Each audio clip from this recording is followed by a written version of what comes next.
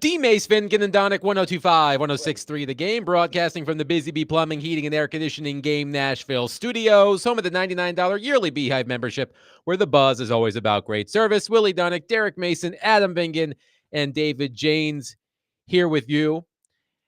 I felt attacked by our boss just a few minutes ago. You felt attacked. I felt attacked. Not literally. Chase McCabe did Hey, not. boss, he talking about you. Chase McCabe did not literally assault me, but I felt attacked when he disparaged people who like breakfast for dinner. Yeah, I was a tad bit annoyed too when he mentioned the people that eat breakfast for dinner. I find that very insulting of those that like to eat breakfast during dinner. I love breakfast for dinner. Exactly. Willie, where do you stand on this important topic? I've got nothing against it. Okay. I don't remember the last time I did. I know as a kid. Mm-hmm. That was the highlight of your day. If you offered me pancakes and bacon for dinner, oh yeah, I'm signing up. Give it to me. Like, I don't know when the last time I did that, but I'm not opposed to but it. You're okay. You're not. If somebody gave it to you, you wouldn't say, nah, you just eat it, right? I think I would eat it, yeah. Exactly. Yeah. You like a lot of syrup? Oh, yeah. Oh, yeah. There we go. But I have also, you learn the hard way. You learn the hard way sometimes that too much syrup is not a good thing. Never for me. I like syrup. You never hit a point where you just went too far. You're like, wait a minute. Okay, now I've hit the limit. Now I know I can't put this much syrup on. Like I started off as a kid, you like to drown your more pancakes? syrup cannot. I mean, if you just give me the whole bottle of syrup, I'm just going to keep more going. the merrier. It's the best, Willie. More the merrier. But it's just soup. If it soaks on my plate, good. Because then if I want to go get another pancake, I could just slop it down on the plate. I distinctly remember being at one of those pancake houses or something like that, and I hit the limit. I was like, I messed up. I can't eat these. I'm like, it doesn't compute in your brain. Like, no, wait a minute, syrup's good. I like syrup. Why can't I not eat this? I love syrup. Give me more.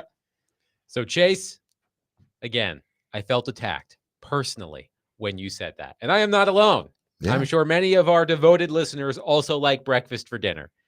But just as we came on the air, the Titans have made an interesting transaction. A familiar face is returning to the Titans, safety Quandre Diggs. The Titans have signed Diggs along with safety Joshua Bledsoe. Joshua spelled Joshuah. That is unique. The team has waived edge rusher Titus Leo and safety Mark Perry. Diggs, as some of you know, is Cam Ward's cousin. Willie Donick, is this nepotism? That's not good. Let's not do that. Or as Jack Black, alias Dewey Finn, alias Mr. Schneebly. Mr. Schneebly, yes. In School of Rock says a little nepotism. Little nep. No, I just not nepotism. This is what you call we need camp bodies. We need he's 32, guys. Though. Yeah, he's 32. But he's familiar with the defense. It's look, you have to ask the question: is he the best safety, or is this he was there last year, right? Yes, he played 8 games, so he knows the defense. Mm-hmm. So that's good. We're all good there. But the nepotism comes in. Where you do ask, he's 32. He only made it 8 games. He got hurt last year. Are we really thinking he's going to help the team at this stage of his career? That's why I said nepotism. Well, I'm asking. Like, he's a 3-time Pro Bowler, right? He's a decorated player. Yes. But I think this is more so you're bringing in a veteran guy. It isn't costing you anything. Only thing you're doing is filling a roster spot at this point. Do you hope that he can give you a little something and he becomes a viable part of what you're doing from a defensive standpoint? Because I think this defense need guys, veteran guys that know exactly what they're doing.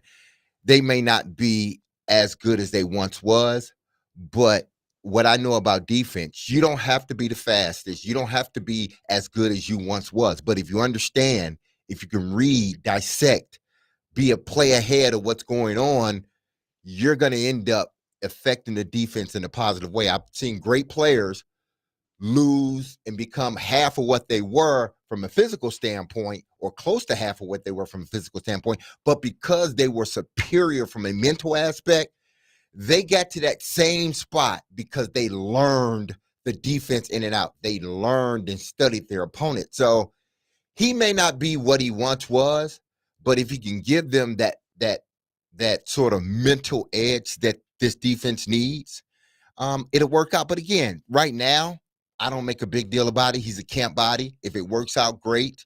If it doesn't, it's like a revolving door. You bring somebody else in that because he's not projected to be a starter. So I am waiting for the first text on our text line driven by WilsonCountyHunted.com actually accusing Cam Ward of nepotism by Quandre Diggs, his cousin, coming back on the team. Of course, I joke. Nepotism that goes up somebody older? Does nepotism only apply to somebody younger? It doesn't matter if you know the person, you get the job because any the family person. connection. Yeah. We often use the word nepotism or the term nepo baby when a child gets a job because their parent is a influential figure. Right. The announcing world is full of of course, second generation, sometimes third generation announcers. It seems to happen a lot. The actual definition of nepotism is the practice among those with power or influence of favoring relatives, friends, or associates, especially by giving beyond relatives. It goes beyond relatives. That's Cam. He fits right in that bracket. I'm just saying. No, I'm not going to say that. People, I am not saying that. That is not coming out of my mouth. This is not nepotism. It is not Derek Mason that is saying that. I'm joking. But let's turn our attention to Jeffrey Simmons. Would it be fair to describe Jeffrey Simmons as polarizing within the Titans fan base? Yeah, I would say that. Willie, you don't seem as convinced of that. No, I don't think polarizing. Okay. I think that's a little extreme. That would be a little extreme to say polarizing. I think he is definitely fell short of expectations the last couple of years, and expectations have been really high. But polarizing in what way? You think he's a terrible player? No, it's just when he talks. I know on the leadership thing, like he's fallen way short of expectations, but I don't think a lot of people are arguing he's a great leader. I think they argue he's a great talent and maybe not a great leader. So I don't know. That doesn't fit my your definition. My definition of polarizing. No. Perhaps I can come up with a different word. But Jeffrey Is he Simmons, a lightning rod for talk yes, at times? He has definitely been that, and he's not been that this year so far. Because there is a lot of buzz about Jeffrey Simmons at Tennessee Titans training camp. Jeremy Fowler of ESPN, who, along with his colleagues, went on a training camp tour over the past couple of weeks, made a pit stop in Nashville, and wrote this, quote, "I don't often feed the best shape of my life camp themes, but goodness, does Jeffrey Simmons look impressive. He's down 20 pounds and looks a lot lighter. Quote, if it's not chicken or fish, it's not on the menu," Simmons said. Simmons is not a volume sack guy, but is hoping for more pass rush production. The Titans don't have that guy who can get a sack on 3rd and 7 late in the game. Simmons hopes to fulfill some of that, end quote. And say what you will about Jeffrey Simmons, I think the term lightning rod, Willie, is apt, better than polarizing. There is no doubt that Jeffrey Simmons is the best player on the Tennessee Titans. ESPN, also Jeremy Fowler, ESPN put together its rankings of the top 10 players at every position as voted by league executives, coaches, and scouts. Jeffrey Simmons, number 4 among defensive tackles on that list. If Madden ratings are your thing, Jeffrey Simmons, a 92 rating in Madden 26, 7th among defensive linemen. And here is Jeffrey Simmons at practice the other day discussing how rejuvenated he feels down 20 pounds. 1 second, David's going to get it. But what I will say is we do expect a lot out of Jeffrey Simmons because, again, best player on the team, one of the highest paid players at his position in the NFL, and we could all agree that last season was disappointing. David has that clip. Here is Jeffrey Simmons the other day. Man, I feel great, man. I would say each and every year, I'm a very high confident guy. When I step on the field and I heard somebody say, "You mean like you pissed? You always piss off." When I step on the field, I'm a pissed off guy. Like I play pissed off. I want to play pissed off. I don't try to be take that back. I be sometimes, but like for me, this game of football, man, you just never know when your last snap may be. And the way I try to approach things is like every snap my last. And I feel like I really got the Jeff Simmons confidence back. Like the way I've been moving, the way I'm able to, like my pass rush moves, everything just feels so much smoother. I'm being able to transition against the double teams even better now with all the weight off me, all the, my knees and ankles not so sore when I wake up in the morning. I'm excited to come to work. I think that's been my mindset is how can I have a positive mindset even when my body don't feel good, even when, things not going the right way. I haven't been perfect this camp, but each and every day I take the coaching, I come back out here with the right mindset. That was Jeffrey Simmons at practice the other day. So a slimmed down Jeffrey Simmons. He feels, to use the term again, rejuvenated. Are you two as convinced as he is that this will make a significant change in his production this coming season? Well, it should. I mean, Jeff has been productive. Now, has he been as productive as he was in his 2021 season? No, and it's gone down ever since. This past year, he sort of got back to, playing a little bit of the way he wanted to play. But obviously it wasn't enough. So he had to drop some weight, dropped over 20 pounds.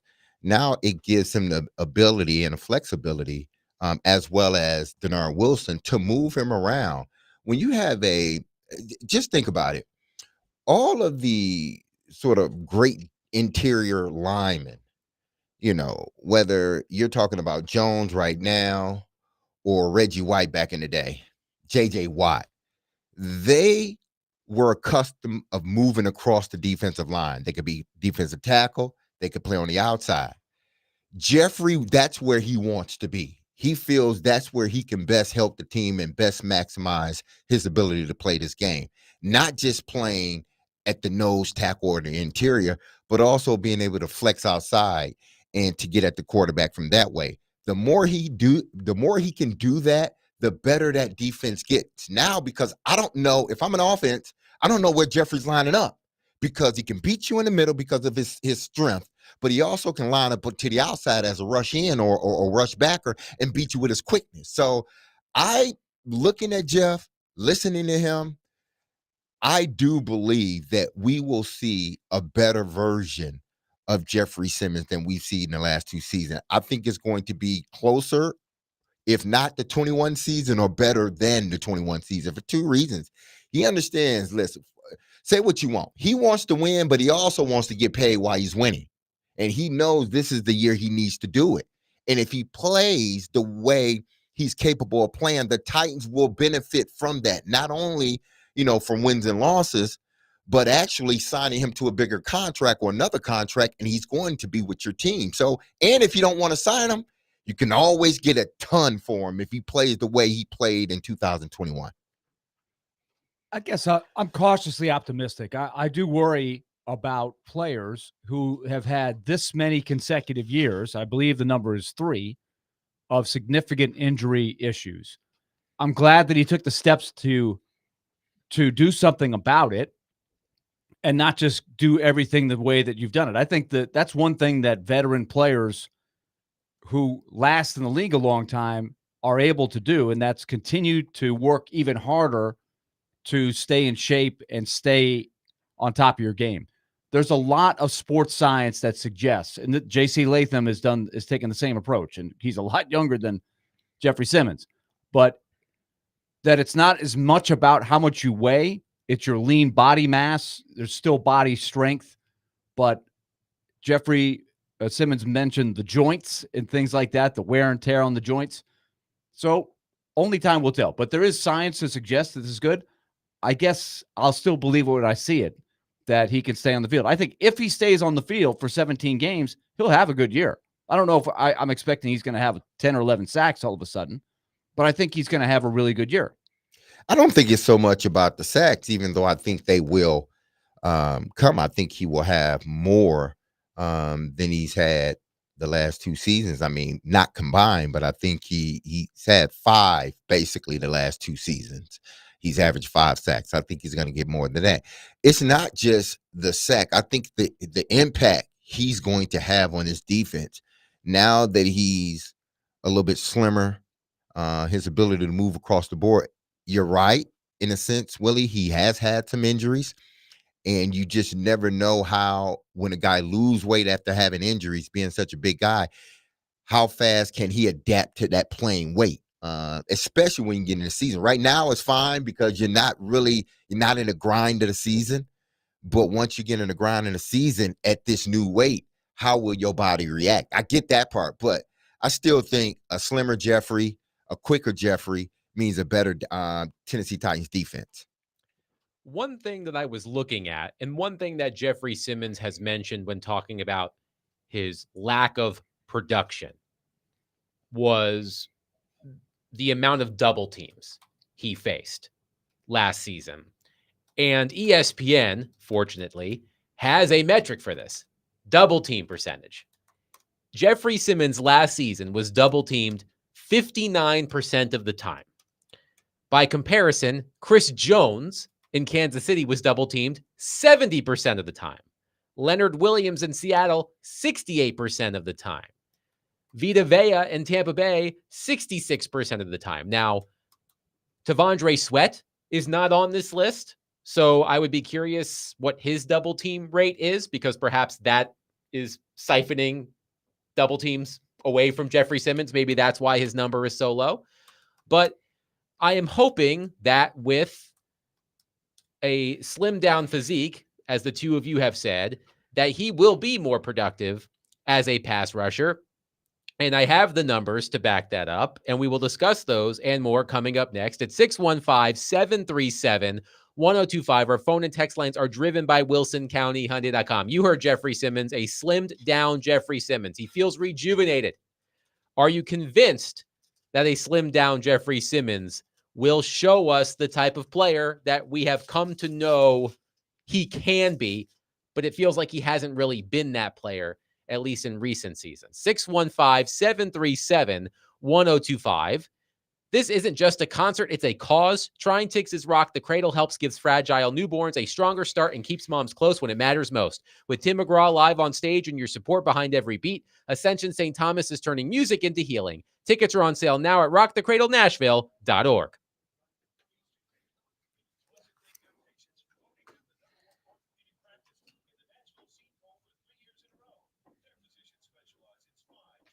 PFF has a metric called pass rushing productivity. And it measures quarterback pressures created per snap. More weight is given to sacks, and it provides a clear understanding of which players are most efficient with their pass rush.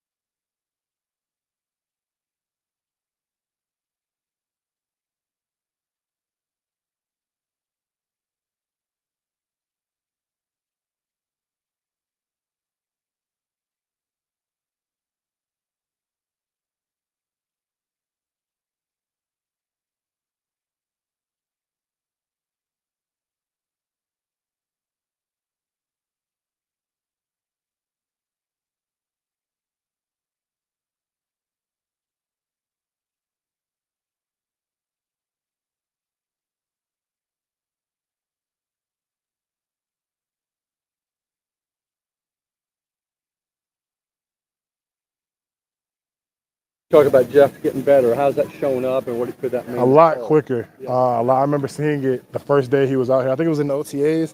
I saw him out of the corner of my eye against whoever guard was there, and just how quick, his in and out was with his hands. I'm like, I remember seeing that last year. So, what I mean? And then just like you see today, like I remember, because we watch film obviously a lot on a lot of teams, and sometimes we stumble across us if we're watching something in the past. And I remember we were at a screen to the right, and Jeffrey chased it down like 40 yards. Now, this was some years ago, and I'm getting like not even flashes. That's exactly what he's doing out here. If we run a screen or, throw it to the bubble or whatever it might be, you see Jeff, and we put it in the team room because that's the standard of him chasing the ball 40 yards down the field, 50 yards down the field, and then not only chasing it, violently trying to attack the ball and get the ball out. So, some guys just kind of pose like, oh, I'm going to cover the ball, and that's it. Like, he's covering, trying to get the ball back. So, just seeing him doing that at, this deep into his career and getting so much better at it is really impressive. It's a standard for the whole team. That was J.C. Latham discussing Jeffrey Simmons the other day after practice. Willie Donick, Derek Mason, Adam Vingan here with you talking Jeffrey Simmons. Jeffrey Simmons down 20 pounds, looking a lot lighter, looking a lot faster. And here's the question that I am going to pose to Willie and Derek and all of you at 615-737-1025. Our phone and text lines are driven by WilsonCountyHyundai.com. What should our baseline expectations for a slimmed down Jeffrey Simmons be this season? Now, there is a stat for pretty much everything. And Adam will find it. Yes. I will find it. As I adjust my... If I don't first. I kind of like stats too. As I adjust my big-ass glasses, which is what I do when I'm about to be extra nerdy. Bag. Yes. He's going into his bag mode. Yes. Pro Football Focus has a statistic known as pass rushing productivity. Let's get the show back on the rails. No, I got something for you. I was thinking of an idea, but go ahead. Okay. Hold that thought. Mm-hmm. So PFF has a stat called pass rush productivity. It measures quarterback pressures created per snap by defenders. More weight is given to sacks, and pass rushing productivity provides, according to PFF, a clear understanding of which players are most efficient with their pass rushes. So last season in the regular season, among 48 interior defenders with at least 300 pass rushes, Jeffrey Simmons ranked tied for 22nd in pass rush productivity. By comparison, some of the players, let's look at the players who are ahead of him on the list on ESPN of the top defensive tackles. Dexter Lawrence was number one, according to the people on, the league executives and such that Jeremy Fowler polled for this exercise. Dexter Lawrence was number one on that list. He was tied for fourth in pass rushing productivity. Chris Jones was number two. He was second in pass rushing productivity. Jalen Carter was number three. Jeffrey Simmons right ahead of Jalen Carter. Jalen Carter tied for 24th. Jeffrey Simmons tied for 22nd. So Jeffrey Simmons among the interior defenders with at least 300 pass rushes, ranked basically right in the middle. Pack. Yeah. In pass rush productivity. I think it's important we keep in mind that Jeffrey Simmons' number one calling card is a disruptive person against the run. And he's never been known as just a pass rushing specialist. At the same time, these are numbers from last year, right? Yes. I would be curious to compare those to past seasons when he's at his best, because I think it's fair to say that last year it was an underwhelming year of production. I don't know that Denard Wilson got the most out of Jeffrey Simmons. I'm trying to remember, he played 16 out of the 17 games, but I feel like there were games in there where he was playing hurt. So I would love to know in 2021, which was his best season. That was a great year for the Titans. In 2021, there were 55 interior defenders with at least 300 pass rushes. Jeffrey Simmons finished tied for 8th. In pass rush productivity.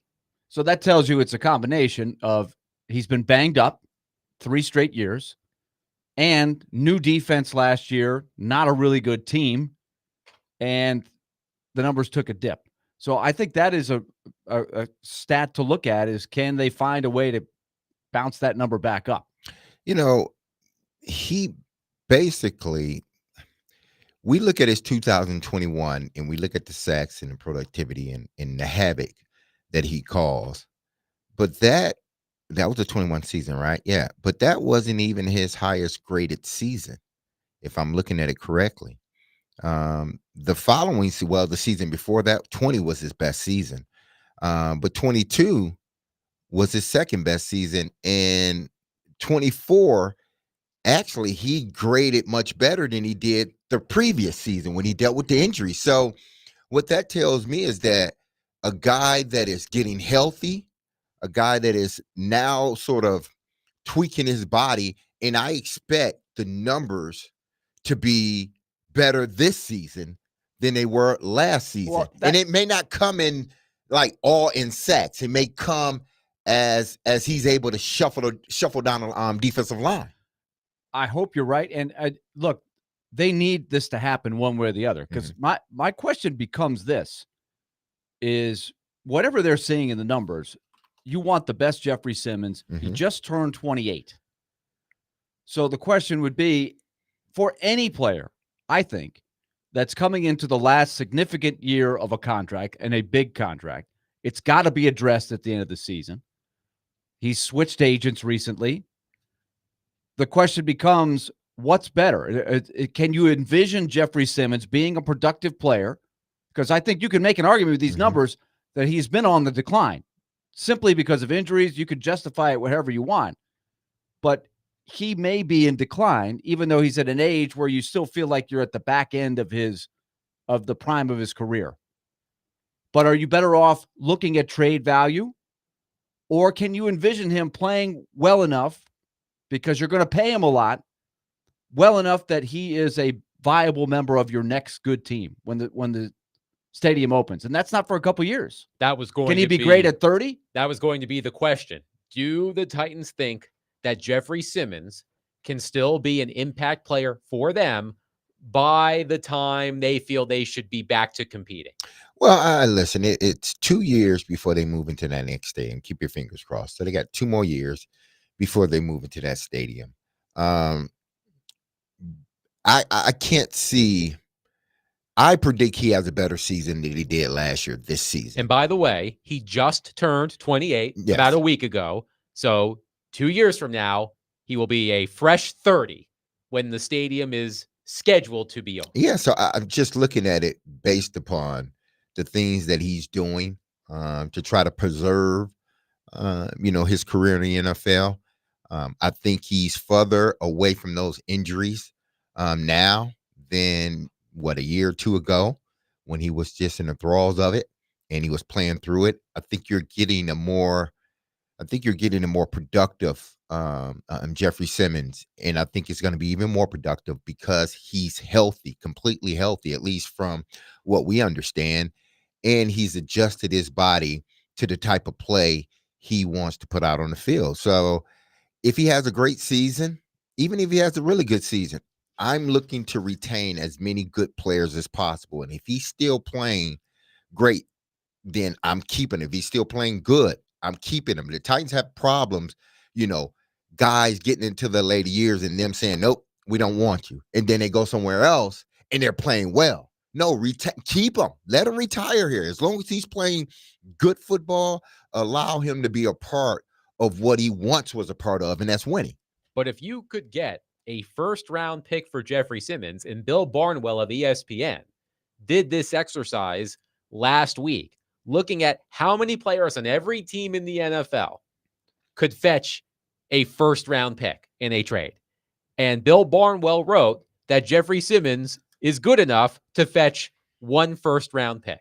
So would it be better for the Titans to attempt to parlay a bounce-back season from Jeffrey Simmons into a potential deal to help them acquire a first-round pick and continue to build the team up? Again, the question is, do you believe that Jeffrey Simmons, at 30 years old, if we're going to use the opening of the stadium, do you believe that Jeffrey Simmons at 30 years old can still be an effective member of this team, of this franchise, when Mike Borgonzi, Chad Brinker, and the rest of the front office expect to be back to competing, legitimately competing? That's the question. The other part that has to factor into your choice on this is you're going to have to pay him again, right? It's the contract's got to be addressed. I don't think they're going to keep the contract as is, right? It's got a year after this one. Money's low as far as what is. Remember, he got an enormous signing bonus, right? What it counts against the cap. But you have a chance to get out of the contract after this year, or his base salary goes up next year. The cap hit is 20. Well, I guess it doesn't go way it doesn't up. Go up. Yeah, but it's I guess you could keep him under contract for 2 more years. But that also, I could argue that makes his trade value a little bit higher. It's not like there's all this huge dead money attached to it, but there's 9.6 of dead cap if you wanted to get out of it this year. I would hope it doesn't get to that. That would mean another injury-plagued season, right?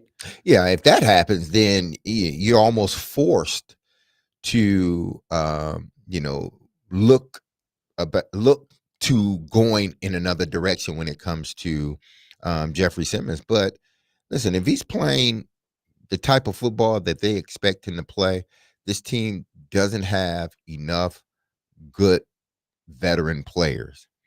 And if he's playing well, you reward him by signing him to a new deal, extend the deal, add the last year on to a new contract and extend it from that standpoint. Because here's what's going to dictate a lot of it, I believe. It depends on how those other guys around him play.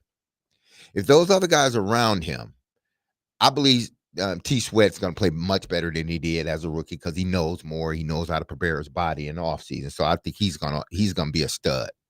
But it's those other guys.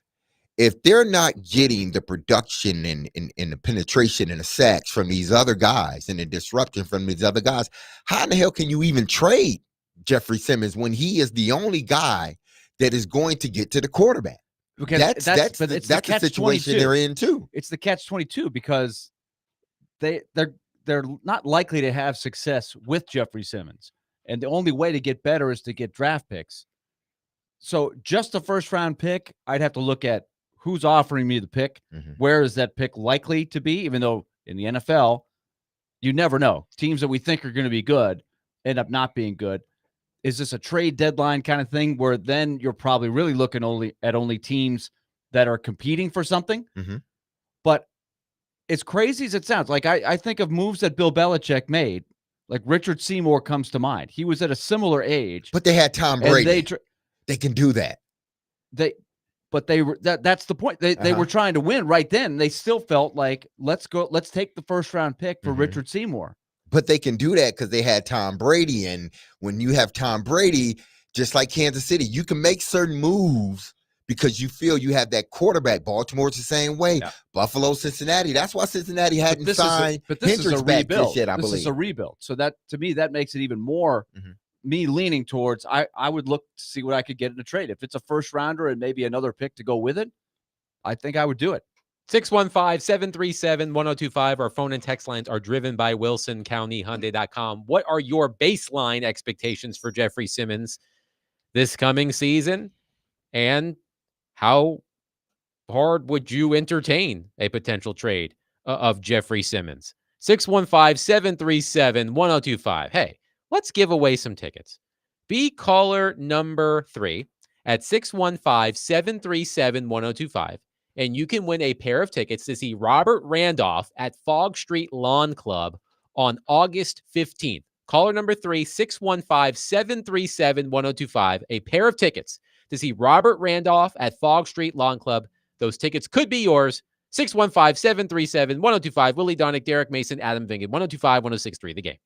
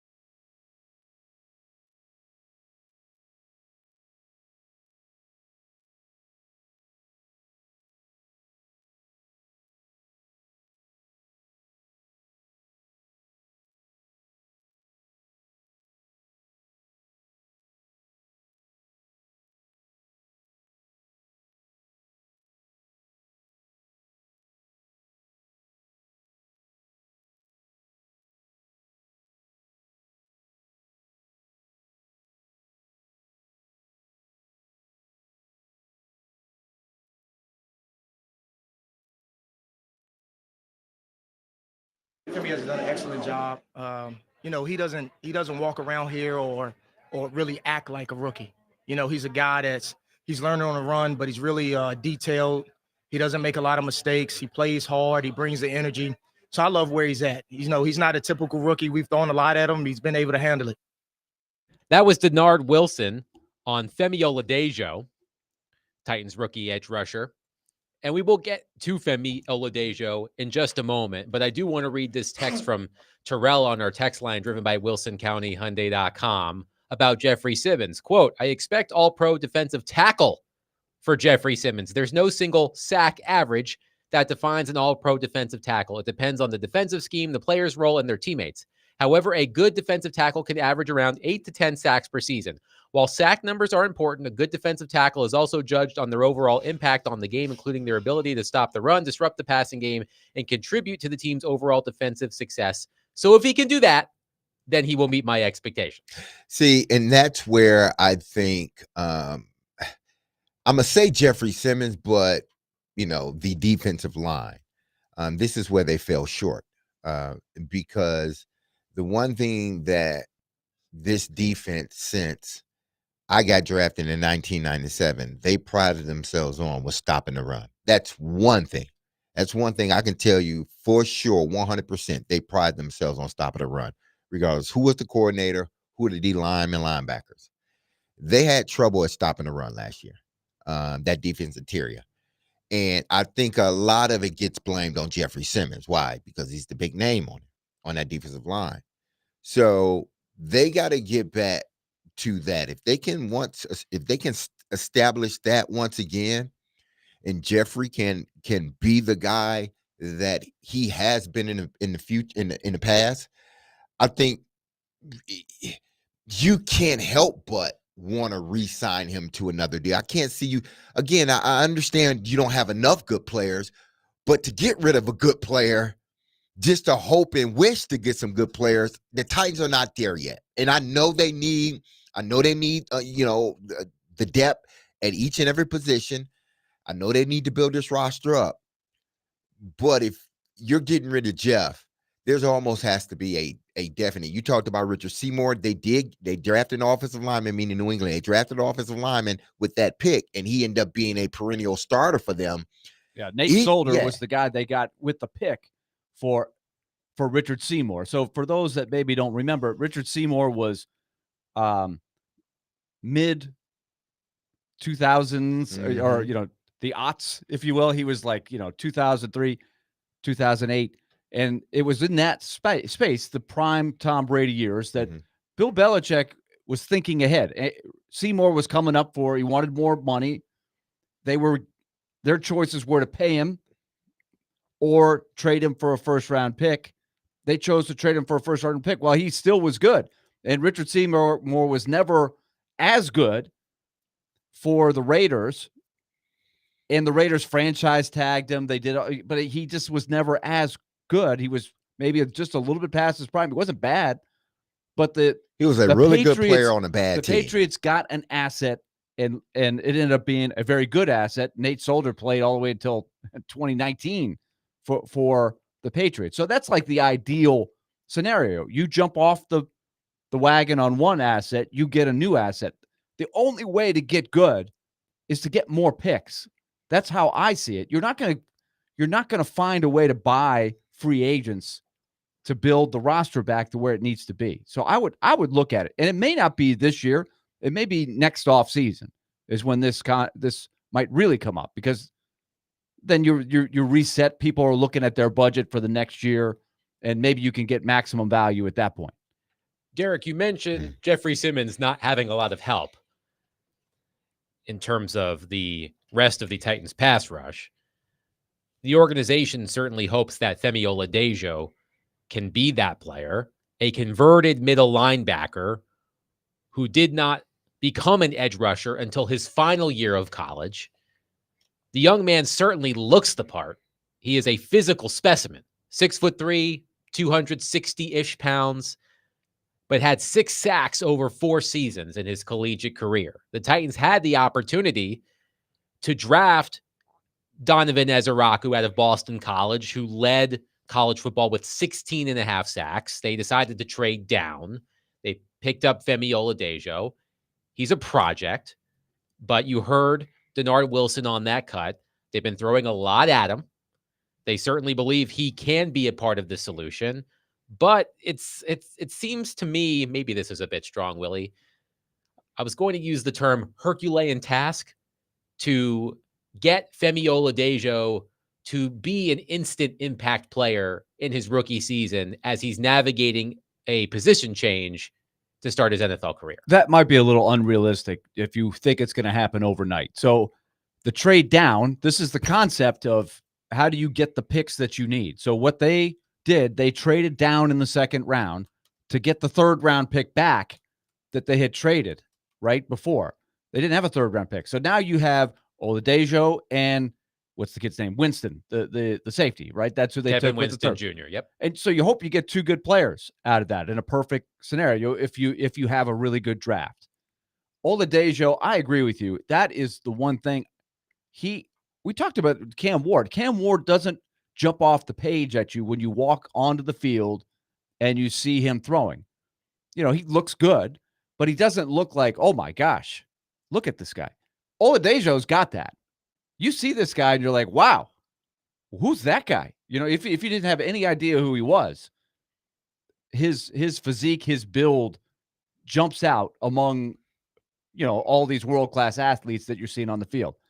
But the lack of production and the position change, that concerns me, at least in the short term. So I'm trying to temper expectations because somebody's going to have some opportunities. If Jeffrey Simmons and Tavondre Sweat are doing their thing on the interior, you got to figure that there's going to be opportunities for an edge rusher. Maybe he's the guy, but with the skill set and the lack of production in college, I'm hedging my bets there. Derek, a texter on our text line has a question, not specifically to you, but you are the one who can answer this question. Speaking of Femi, how did Javon Curse look during his rookie training camp? Did they know that they had something special before the season started, or did he just develop through the season? I mean, I think they knew very quickly that Javon was going to be a player. It was just getting him up to speed on, you know, because under Greg Williams, we ran a complex defense. I mean, you had to know what you were doing.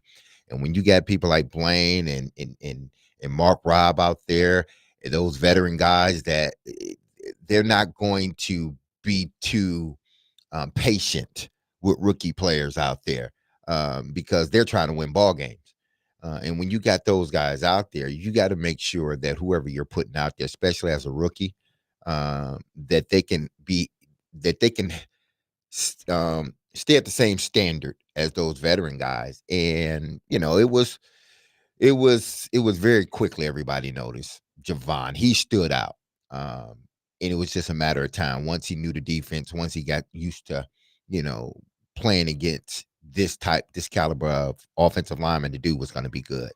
And we saw what happened his rookie year and the years he was with the Titans. But at least the first go around. I think there was a feeling in that camp that, wow. Yeah, he was just, whew. And I do remember Floyd Reese running up to the podium basically to pick him and I remember somebody made a report during the draft, like, there's no doubt who Floyd Reese is taking here. Like he was like breathing a sigh of relief that he wasn't picked before that because he was like a mid pick. You guys were 8-8.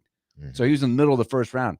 But the difference between Curse and Ola Dejo was that Curse was a dominant player in the SEC, had 13 sacks in 11 games. I'm looking at his last year in college, 1998.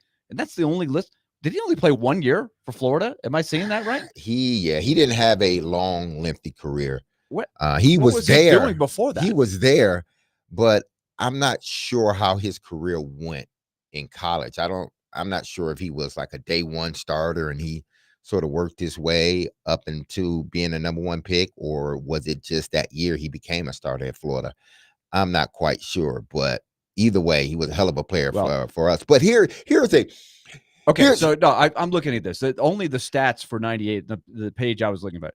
So he was all SEC in 1997, and then in 1998, again, all SEC, AP SEC defensive player. So my point is he was extremely productive as a college player. Ola Dejo, the 6 sacks, that tells. I mean, it's not like he wasn't productive, but to think that he's just going to walk up there and start doing what Javon Curse did or anything like that, I don't think so. It's not necessarily Javon Curse. Just think about this, people. There was another player with these same numbers coming out of college, measurables coming out of college, who was a converted defensive back that ended up being a Hall of Fame player. Now, I'm not saying Femi is going to be that, but if you look at the measurables, he and Brian Urlacher are almost like the same player. When you're just looking at the measurables, the times in the 40, the vertical, everything else, the fluidity that they played with, him being a backer, now rush in, Urlacher being a safety, then get converted to I think it was a middle linebacker. That's what they're hoping, that they can get a guy that can transition seamlessly, but also use that ability that made him a middle backer. Getting off the line of scrimmage, scraping off blocks, getting edge, setting edges, making tackles. That's what he's accustomed to, but they're hoping that it can translate now with playing the rush in position. So I look at it from that standpoint. Now, whether he gives them that, only time will tell, but that's what they're hoping. 615-737-1025. We will take your reaction to Jeffrey Simmons, Femi Ola Dejo, the Titans pass rush. It's all up for grabs. 615-737-1025. Coming up next, we've mentioned Jeremy Fowler's name a couple of times because he had a lengthy notebook during his visit to Titans training camp. And there was a little nugget in there that we found interesting about a certain important position. And we will discuss that coming up next. 615-737-1025. Later today on ESPN 94.9 The Fan, the Nashville Sounds will take on the Jacksonville Jumbo Shrimp at First Horizon Park. First pitch is at 6:35. Coverage is also available on the Game Nashville app and at theGameNashville.com. Sounds Baseball on ESPN 94.9 The Fan is presented by Twin Peaks and Family Leisure.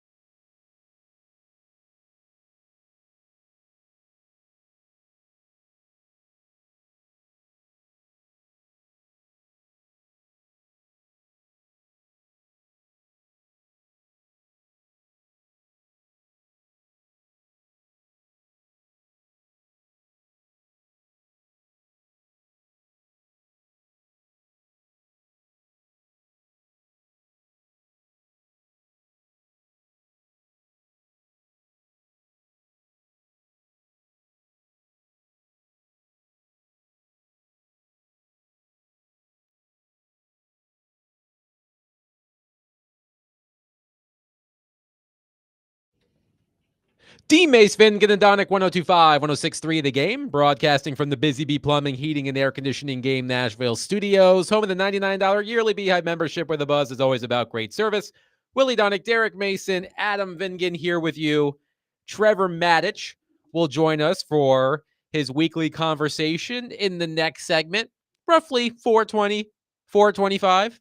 Also later this hour, Willie levied a serious charge against me when I was on vacation. Yes.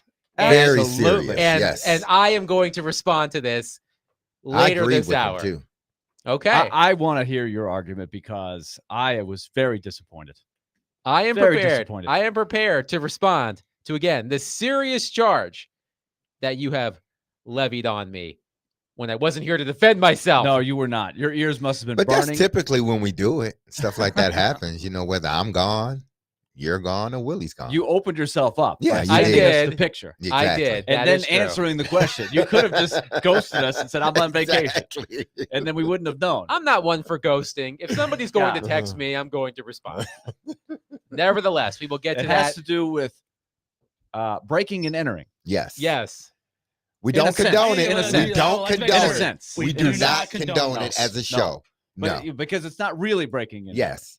But Well, this it is may what we be. did. The rule of the gym rat. We will get to the gym rat rule later this hour following our conversation with Trevor Maddich. But as I mentioned at the start of the show, Jeremy Fowler of ESPN, he and Dan Graziano, maybe somebody else as well, ESPN's top NFL reporters, they went on a training camp tour over the past couple of weeks. And Jeremy Fowler made a pit stop in Nashville to attend a Titans training camp practice. And he wrote this in his notebook, quote, "While the Titans have been pleased with Brandon Allen's presence as the primary backup quarterback, they will monitor free agency or potential trades for veterans over the next month. Allen looked capable of handling QB2 duties from what I saw," meaning Fowler. "He has been productive in camp," end quote. So according to Jeremy Fowler, the Titans will monitor free agency or potential trades for veteran quarterbacks over the next month. We spent a lot of time yesterday discussing that age-old debate. Are young quarterbacks better served by starting immediately or sitting on the bench and learning a little bit? Derek, you are adamant that Cam Ward specifically, throw him out there. But I do believe that you left the door open to Cam sitting if the Titans were able to find a more battle-tested veteran backup quarterback, certainly more battle-tested than Brandon Allen. And I'm not going to even mention Tim Boyle. So I find this to be interesting because pickings are slim Yes. when it comes to quarterbacks. Now, Man, are they slim. the Cleveland Browns have roughly 15 quarterbacks on their roster. They added another one today. Snoop Huntley joined the crew. Who the Titans have a victory against That is Yes. true. in the last 12 months. I believe Kenny Pickett and Dylan Gabriel are nursing injuries. I did see a report that Shedeur Sanders is expected to start the Browns preseason opener. Derek's old friend Joe Flacco, top of the depth chart right now for the Yes. Cleveland Yes. Browns. The old man still ticking. He's Old man ticking. still got it. Exactly. But the only name brand quarterback on the free agent market right now is Carson Wentz. So if the Titans So are, we're thinking name brand. Yes. Carson Wentz. we, in name only. we might be stretching the definition of the term name brand. But when I looked at it, he's the only player that popped up. Teddy Bridgewater was on that list. Now he's got a the job. fact that Yes. he just got like in trouble for doing things as a high school coach, right? Yeah, he was just helping That kids was the out. same Teddy Bridgewater, right? It is the same Teddy Bridgewater who has now played or been signed by at least So he's three like, of "Okay, the you 4 got me. teams. I was cheating. I got to get back into football. And somebody signed him. When's the last time he played? Maybe 2 years ago. Teddy Bridgewater. No, he was on the team last He season. was Yeah. Jared Goff's backup in Detroit Mhm. late last season. Yes. Okay. But so how many games did he So he didn't play any. he was ahead of Hendon Hooker? Yes. In the playoffs, he completed his only pass attempt for 3 yards and a 45-31 loss to the Commanders in go. the divisional Okay. round. So he was called upon. Teddy Bridgewater, by the way, continuing his tour of the NFC South. He's now played for the Saints and the Panthers and now he joins the Tampa Bay Buccaneers. Hey, he was pretty good for my Saints several years ago, but he's not bad. no. But the fact that he could just show up and get a job, it makes you wonder if Ryan Tannehill just raised his hand and said, I'd love to, if anybody wants to call, I'm out here. So somebody would give him a tryout. But right? my question is, how strongly should the Titans consider that? I think they should. Listen, I know that Brian Callahan is probably satisfied with the situation he's in now with Brandon Allen. I'm not sure how satisfied he is with Boyle after that, but you brought him in specifically because he's familiar with the offense that you're running. But it doesn't seem like he's turning heads in minicamp, meaning in camp right now. He's not doing anything that even comes close to, pushing Cam for a starting spot. And I'm not sure he's that far ahead of Boyle when it comes to, the backup role. Now, time will tell. They got some preseason games in here, but time will tell. But if there's going to be a situation where you have to sit Cam Ward, I think you have to have someone a little bit more experienced than what you have now in Brandon Allen. I even go back to, listen, Kansas City, because the good part about being a bad team and you get the number one pick, you also get the number one pick when it comes to, the waiver wire. So you are at the top of the list when it comes to waiver wire. So if there's a quarterback that gets released and you want him on your team, by golly, you have the first choice at him. So you should never be caught off guard, or you should never be sitting there hoping and wishing, if that guy gets released, or I hope he gets released and maybe we can get him. No, you are at the top of the totem pole. You can get him if you want to, but you look at teams like Kansas City, where you have Minshew and you have Bailey Zappi, two guys that have played some games in this league. Gardner Minshew more than Zappi, but you want a backup guy that if you need to start him, he could come in and win you some games. I'm not sure if Brandon Allen is that guy. Maybe a guy like a Gardner Minshew, somebody like that have played in a lot of games, that have, been successful in periods of his career. You make a guy like that Cam Ward's backup, then I'm more open to saying, you know what? If Cam's not ready, then maybe let someone like Gardner Minshew start your season off and allow Cam to develop just a little bit more. But if you don't have somebody like that or better behind your guy, then he might as well play. Now, here's the question, Willie. Would it be counterintuitive to what the Titans want to do if they were to sign a veteran? Let's just use this as an example. Let's say Cam Ward struggles, or the Titans decide Cam Ward's not ready. And I'm just going to say this for the purpose of this conversation. Let's say they sign Carson Wentz off the street. Carson Wentz has been successful in the NFL. He can win you some games. Would that not be counterintuitive to what the Titans want to do? If Cam Ward isn't playing, the Titans probably are better off losing games, right?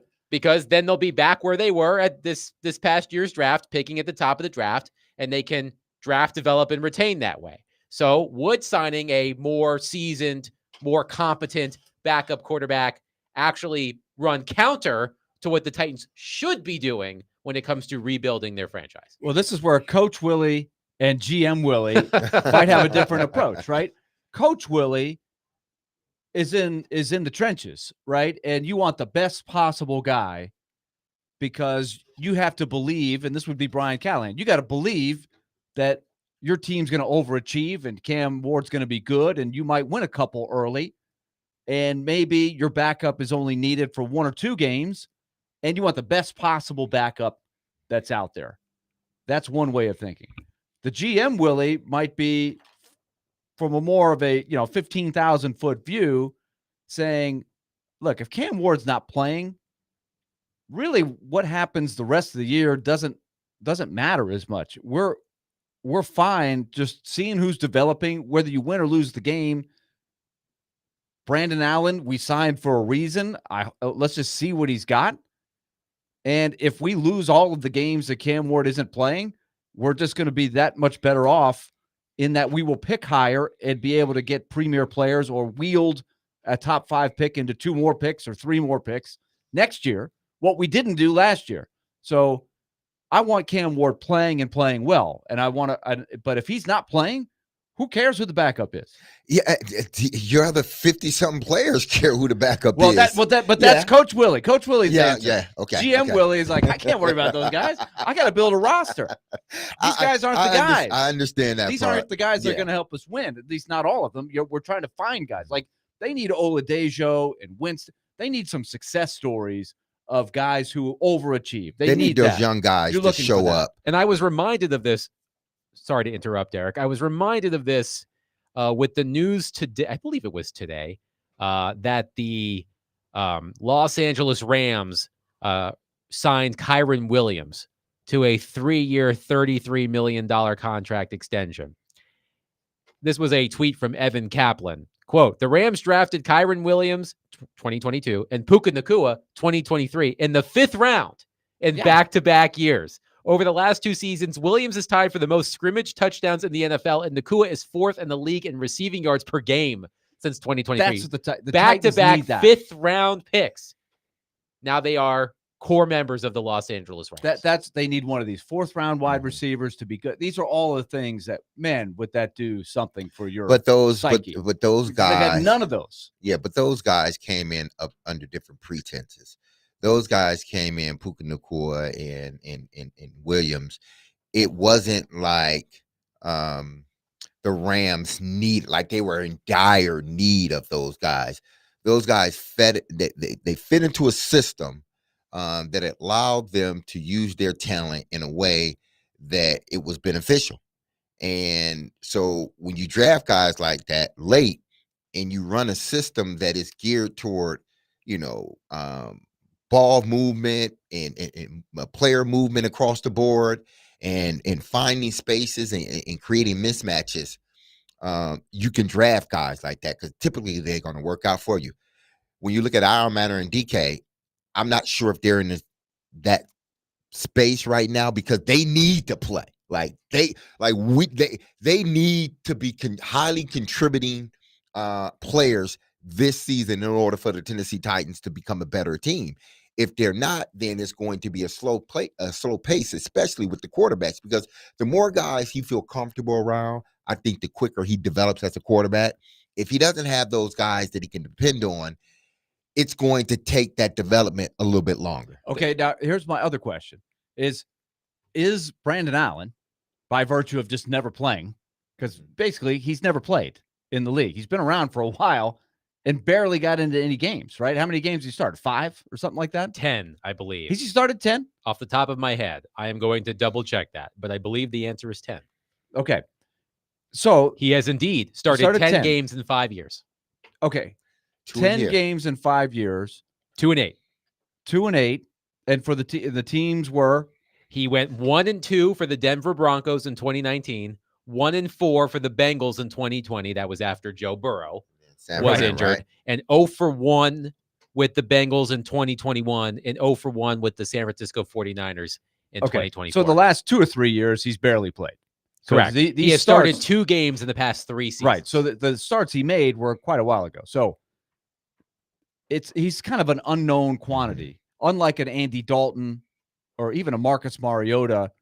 Some of the quintessential backups that you hear, Jacoby Brissett. There's the other guy that plug and play, break glass in case you need a backup. Jacoby Brissett is your man. But those are guys I think you need to have on your team. It wouldn't hurt to have a guy like Taylor would be the other guy, Brissett, right? Or a Gardner Minshew. Why? Because Gardner Minshew, another perfect one. These guys have had starting experience and a lot of it. Yeah. But they're not coming in. They know they're not coming in to be the starter. Sort of like Neil O'Donnell to Steve McNair. Mm-hmm. Kerry Collins is another one. You have a lot of credentials underneath your belt. You have a lot of playing experience underneath your belt, but you're coming here to be the backup of our franchise quarterback. That's what they need to get for Cam Ward. And I'm not sure that Brandon Allen at this point is that guy. So which tells me you got like Cam has to start. So that's the question. Is this is the essential question. I don't know the answer. Is the difference between Brandon Allen and Jacoby Brissett / Minshew, whoever we think are the best backups? Mm-hmm. What is that? How do we quantify that? Is it possible he's just as good as those guys? He just hasn't had a chance to play. I don't know. One texter makes an interesting suggestion. Ryan in Florida mentions Jameis Winston. Jameis Winston signed a 2-year, $8 million deal with the New York Giants in March. They then drafted Jackson Dart. Jameis Winston was second on the Giants' first unofficial depth chart at quarterback behind Russell Wilson, ahead of Jackson Dart, even though Dart has taken more second-team reps during training camp. So if Jackson Dart beats out Jameis Winston for the backup role, Jameis Winston comes cheap, gets released. Now the question is, would somebody trade for Jameis Winston? Or would he indeed get released? So I think about that. I think about Kirk Depending Cousins on who the team one. is. The Falcons have set themselves up into a big quandary of what to do with Kirk Cousins. He can't come here. Kirk Cousins could definitely not. A Quandre Diggs. Oh, you got very it. nicely done. I like that. Quandre Diggs is back with the Titans, people. Yes. But it's almost more costly to cut him than it is to keep him. So even though they're paying him ridiculous amounts of money, it looks like the Falcons might keep him. But these are the kind of guys that I wonder if they hit the market, are the Titans intrigued about that? Or do they have that much confidence that Brandon Allen is the guy? And what's the goal of your backup this year in a rebuilding situation? 615-737-1025. Jeremy Fowler of ESPN reports that the Titans will, quote, monitor free agency or potential trades for veteran quarterbacks over the next month. Your thoughts? 615-737-1025. We will bring in Trevor Maddich into this conversation. Can't wait to get his thoughts as he starts his weekly interviews with us on your drive home. 615-737-1025. This week's Nashville's best deal is Boomba's Pizza and Watch Bar, award-winning gourmet pizza, handcrafted beverages, and get swept in the thrill of live sports at Boomba's Pizza and Watch Bar, your go-to spot for good times. Boomba's has locations in East Nashville, I must say. Soon-to-be 4-year-old Arlo Vengan, big fan of Boomba's in East Nashville. There are also locations in Spring Hill and Murfreesboro. So get half off a $30 gift card now while supplies last at thegamenashville.com/deals.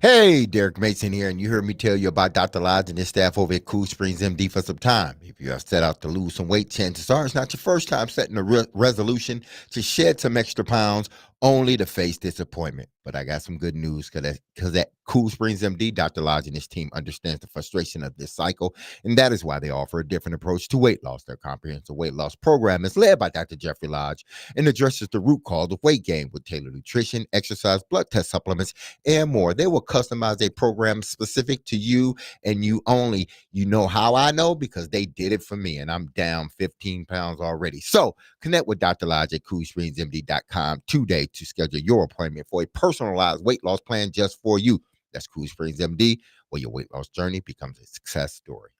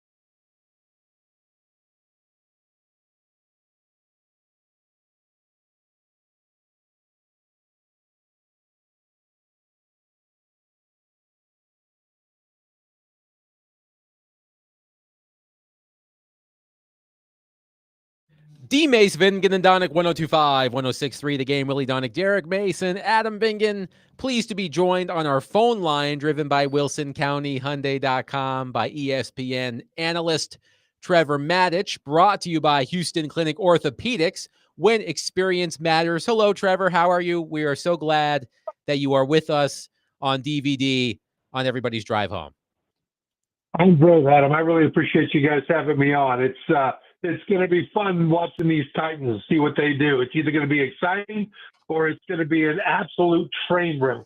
I'm not sure which one it's going to be, but I can't wait to see it unfold. To be fair, sometimes watching train wrecks can be exciting. As you know full well. As long as you're not on the train. Exactly. Right. Proverbial train wrecks. Yeah. Trevor, as you know, I spent a significant amount of time in the Washington, D.C. area. And I know, as you know full well, the Washington Commanders and the other names that franchise has been known for were so much more interesting when they were a train wreck. So I'm all for a train wreck if that's what the Titans are going to be. Yeah. How old are you, Adam? I mean, I am 36. Yeah, you see, you're not old enough to remember when they weren't a train wreck. They were wrecking everybody else. Exactly. Back in the 90s with Joe Theismann and Gerald Green and all those guys, they were fun back then too. Yes, yeah. I regularly bring up Robert Griffin III's rookie season. I was living in D.C. at the time. It was such a great season, but then he injured himself in the playoff game against Seattle, and everything just fell apart from there. But it was so much more interesting when everything started falling apart. So if the Titans are a train wreck, I would rather watch a bad team that's a train wreck than a bad team that is boring. But let us just don't be boring. Yeah, precisely. So let's talk about those Tennessee Titans. We were just discussing a report, let's call it, from ESPN analyst Jeremy Fowler, ESPN reporter Jeremy Fowler. He said, quote, while the Titans have been pleased with Brandon Allen's presence as the primary backup quarterback, they will monitor free agency or potential trades for veterans over the next month. How seriously should the Titans monitor free agency or potential trades for a veteran backup with Cam Ward and the potential that he will struggle in his rookie season? I think they absolutely should. I mean, it really depends on what they expect this year. If they think that the team has improved enough with the draft and free agency that they could, if they catch a break with injuries, go out there and compete for a division championship, they're going to have a backup quarterback that can take them that far. And can Brandon Allen do it? I mean, he's been in the league since 2016. He hasn't done a whole lot, at least not very successfully, on the field since then. But he's got an NFL arm. He's got an NFL brain. And, if the coach thinks he can step in without much successful experience, if something happens with Cam Ward, and get him to compete for a division championship and possibly beyond, then great. If he's not sure about that, he owes it to the rest of the team. This is now the coach and the general manager. They owe it to the rest of the players to look for a backup quarterback that can at least do that. Typically, if you've got a quarterback who's good enough to take you deep into the playoffs, he's not going to be a backup. He'll be starting for you or for somebody else, and he won't be available. But there are plenty of guys that are good enough to at least maximize the team that's there, not to elevate the rest of the guys beyond what they're capable of naturally, but at least to get the other guys involved and to limit mistakes of his own, that this team can go as far as it can organically.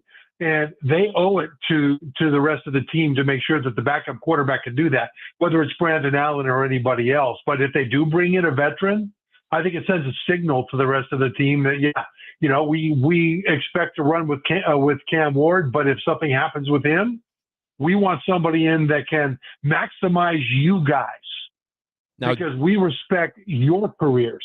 And that's something that I don't think they got the impression of when Will Levis was going through his complete mental breakdowns early in the season last year, and yet the coach kept praising him. The coach kept letting him play. And so I would think that the signal that sends to the rest of the team would be just as important as the actual ability on the field. Now, I hear what you're saying, Trevor, because Derek said the same thing as a former player as well, that The other players in the locker room want to feel like they have a chance to win. Now, the counter argument would it not be counterintuitive would it be counterintuitive for a rebuilding team to bring in a veteran backup quarterback, a more seasoned veteran backup quarterback that could help them win more games if it means hurting their draft position? Because the Titans need all the help they can get. And if Cam Ward isn't ready, you put Brandon Allen out there, you're not going to be winning very many games. But in the long run, would that not be a good thing if they were to pick again high and try to rebuild their team to be competitive soon? I think that's a fun exercise for fans, and I see why you bring it up. But if that's their goal, they really should take the backup quarterback, Brandon Allen, who's on the team now, and start him at right tackle. Because they're less likely to win. And if they're not going to go to the Super Bowl, they might as well get a better draft pick, a higher pick, right? And so, I mean, have the punter be their wide receiver number one. Let Calvin Ridley watch from the bench. The problem that you have is culture.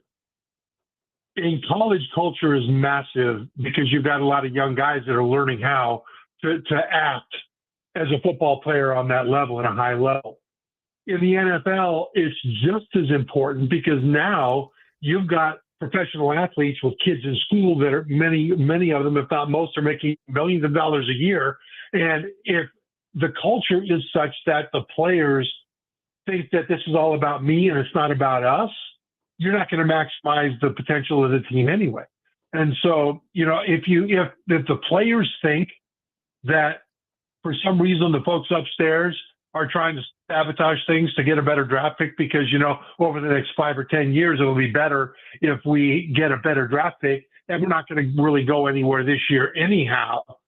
Well, then the culture becomes me. It doesn't become we. It doesn't become sell out to do everything you can to help your teammates win. The culture becomes, I'm going to go out and do what makes me look good on tape in case I become a free agent. And in the meantime, I'm going to make sure I don't get hurt because we're not playing for anything anyway this year. And so I just can't fathom as a player that was in those locker rooms for as many years as I was, that the upstairs brain trust would ever give an iota of an impression of the players in the locker room that their main goal is to get a higher draft pick. That would be disgusting beyond belief. You're right about that, Trevor. I don't think you can go into a situation like the Titans, and if Cam's not ready, or say, by some chance he misses games or miss half the season and he can't finish it out, and the upper management is thinking more about their draft position rather than to, go out there and try to put the best product on the field, especially for those other guys. I just couldn't see a organization just doing that so noticeably where those other guys sort of feel it. But sticking with Cam here, obviously they have their preseason game coming up this weekend, but they're going to be practicing against Tampa and Atlanta right before those preseason games. What is it that you would like to see from your rookie quarterback in situations like this? Because the whole week it's been up and down here in Nashville with the Titans, so much so that Brian Callahan just got fed up with it and blew a gasket after the other day's practice about the offense not being, as fluid and as precise as he wanted it to be. We know it's about production, but we also know it's about developing your quarterback. A lot of times now, they're all about stats in practice. We see it across the board from ESPN to any other outlet. They're always talking about the quarterback 9 and 7, in this period, or 5 for 10 in this period. What is it that you want to see beyond that from Cam Ward in these two preseason games, but the practices more importantly before the games? I want to see him, Derek, protect himself, both in the drills with the Buccaneers and especially in a game situation when they play the preseason game against the Buccaneers. Now, by protect himself, I don't mean avoid injury, although that would be a bonus. What I mean is do the things that quarterbacks have to do when you get into the regular season to protect themselves. The first thing is get into the right protection, get into the right play. so that you don't have defenders having an advantage coming blasting in on you unblocked or with a blocking mismatch. That's one thing. Another thing is understand where to go with the football. In other words, the defense in the regular season before the snap will have a disguise on what the coverage and blitz might be, et cetera. Less so in the preseason, but this is something you've got to be ready for. Then at the snap, they shift into what the real coverage, the real pressure package will be. The quarterback needs to, after the snap, see what the defense is doing and know immediately where to go with the ball before he gets to the back of his drop, at least where his first and second progressions will be. Maybe not the third and maybe not the fourth, but certainly where the first and the second will be, because part of protecting himself is getting the ball out of his hand on time so that the pass rush doesn't have time to get there. And then, but I'd be happy if he knows in the preseason against simplified coverages, if he will know where the first and second options are based on what the defense does after the snap. But then the last part of protecting himself is know where his answers are. In other words, if there's pressure coming from the right and I don't have time to go through my regular progressions, where's the answer? Where's my outlet? Where do I dump the ball off? Or if I don't have a place to dump the ball off, I need to know that before the pressure gets to me so I can throw it away. And sometimes you watch Tom Brady play, especially later in his career, when pressure got to him early, Brady wouldn't throw it short or even throw it away. Sometimes Brady would just have a seat. He would literally just sit down in the pocket so he wouldn't take a big hit, survive to run the next play. And the reason for that was because he didn't have a good answer on that play. But he knew that, and so he sat down instead of trying to extend the play and have the ball knocked out of his hand or have his head knocked clean off his shoulders or whatever would happen. So these are all things that a young quarterback must do to protect himself. And not coincidentally, they're also the things that a young quarterback must learn to do as time goes on to be able to succeed at the position. But if the quarterback doesn't know where to go with the ball, he can't play, and he shouldn't play. Not yet. And if a quarterback doesn't know where his answers are, then he can't play and he shouldn't play. Not yet. You can build once he gets to that, but you can't build if he doesn't have that. We'll talk with Trevor Maddox, ESPN NFL analyst, as well as college football analyst. Now, leading up to these preseason games, based upon your experience playing in this league and then obviously watching it for so many years, what is the best course of action in playing a rookie quarterback during preseason? Because we know Cam has been taking bulk of the snaps with the first team offense. How long then, after practicing with a team for a few days, how long should you play that guy in a preseason game? Should you let him get a quarter and get him on out of there because you've seen enough in the practices, or you just gauge it by how the offense is looking? Derek, I want to know what you think about this because, I mean, you played in the league forever at a very high level, and I'm interested to see if you and I agree on this because I think in this situation where Cam Ward has to be ready for week one because he's going to be the starter unless he's just a complete and utter train wreck, I don't think you put him in for 2 series like teams often will do in the first preseason game or the second preseason game as well. I think he needs to have a lot of time in there. So keep the starting offensive line in and let him play, in my opinion, well into the second quarter, maybe even the entire first half, because he needs the experience of being behind center when it's a game situation. And that game situation is relatively easy for him to decipher.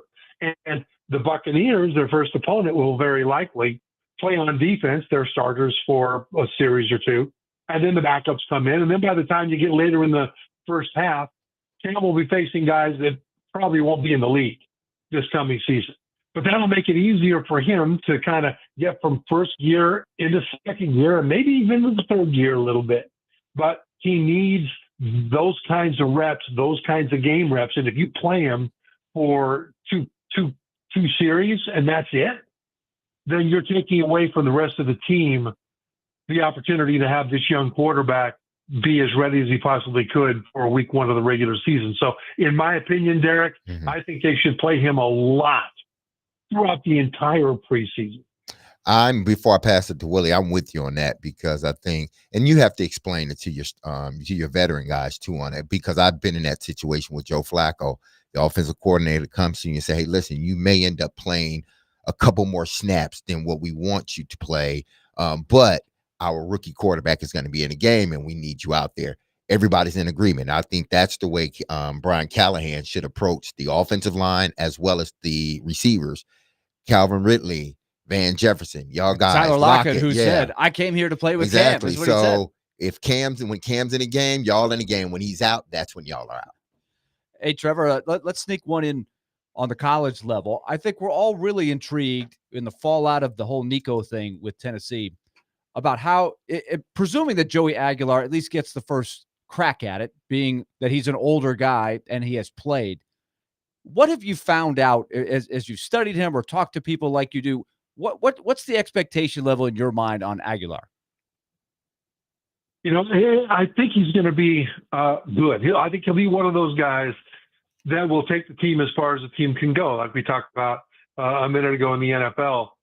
I don't know that he's good enough to elevate the Volunteers beyond what they would normally be, just because, in order to do that, he would have to defeat SEC defenses in his first year going against these SEC defenses as a member of the conference. And I'm not sure that he's got that ability. Now, maybe he does. I know 2 years ago at App State, he was fantastic. Last year, he struggled a bit. He lost some of the guys that helped him out the year before. But I think he's very experienced. I think he's savvy. I think he's competitive. And I think he is plenty good enough to take this team as far as the rest of the team is able to go. But do keep in mind that they're replacing their top 3 wide receivers, 4 offensive linemen, the all-timer of a running back. I mean, this is a complete rebuild on the offensive side of the ball. And so, his experience of knowing where his answers are, that kind of thing, I think will really help, this offense not get bogged down as much as it could. The other guys, I mean, you've got a true freshman who's probably the most talented of all, but he's got no experience at all in the offense. You've got a redshirt freshman who is also talented, and he's got 1 year in the offense, but, that doesn't have a whole lot of game experience. And so, I really think Joey Aguilar, if he understands what success looks like for him. In other words, success is not doing what Cam Ward did in Miami, which is to say every play needs to be a home run, and he's going to extend every play, and he doesn't want to throw the 4-yard check down on 2nd and 6 because, that's not a big hero play, and that won't get him the Heisman. As long as he understands what success looks like from his position this year, then I think he'll do a very good job. Trevor Maddich, ESPN analyst, joining us on D. Mace, Vingan, and Donick, brought to you by Houston Clinic Orthopedics, when experience matters. Trevor, great stuff as always. Looking forward to chatting with you every Tuesday. We'll talk again next week. Thanks, guys. Always a pleasure to have Trevor Maddich on our airwave. 615-737-1025. Our phone and text lines are driven by Wilson County, Hyundai.com. As I said at the top of the hour, Willie levied a serious charge against me when I was on vacation. And now I'm going to respond. We'll do that next. Willie Donick, Derek Mason, Adam Vingan, 1025 The Game.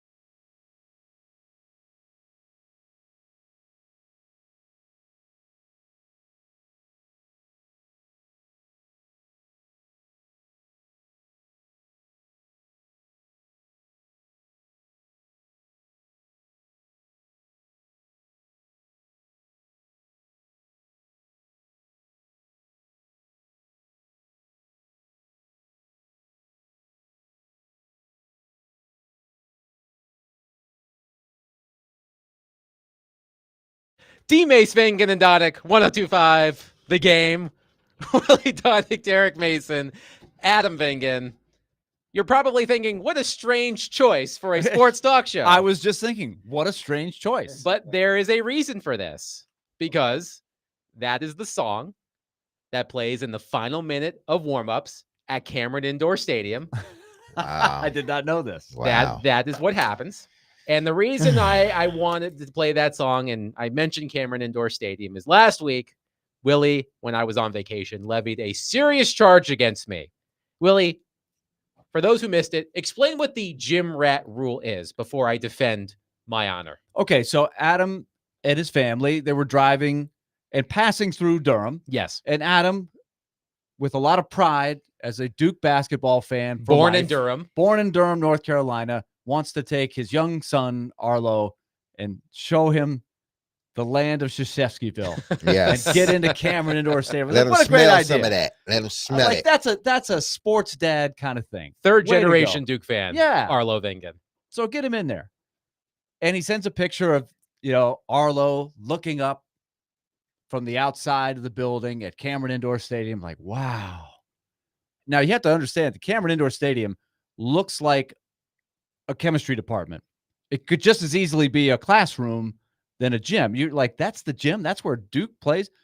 But when you get in there, it's a very special thing. So, of course, my question to Adam after he sends this great picture, did you guys go in the gym? And the answer comes back, no. No. I was like, what? Now, I didn't ask why, but I said, Adam, you did not know the rule of the gym rat. And that is that the gym is always open. There's always a door There's open. always a door open. And the gym rat will never be denied Come on, Adam. access to the gym. Or a window. Windows count. Yep. And so when you find the open door, because it's an older gym, the older the gym, usually the easier it is to find the window or the door that's cracked to get in there. So you can't take no for an answer. So I was wondering what kind of attempt happened here. Like, did security throw you out? Because I have been thrown out of Cameron Indoor Stadium. By Mike Krzyzewski. By Mike Krzyzewski himself, and there was a lot of profanity involved. You got That's thrown out? Oh, yeah. George Plaster and I both Oh, got wow. tossed on the day of a game. That's a whole nother story. But I was wondering if, like, somebody was working, like a custodian or something. Like, it's all these ways for the rule of the gym rat to get in there.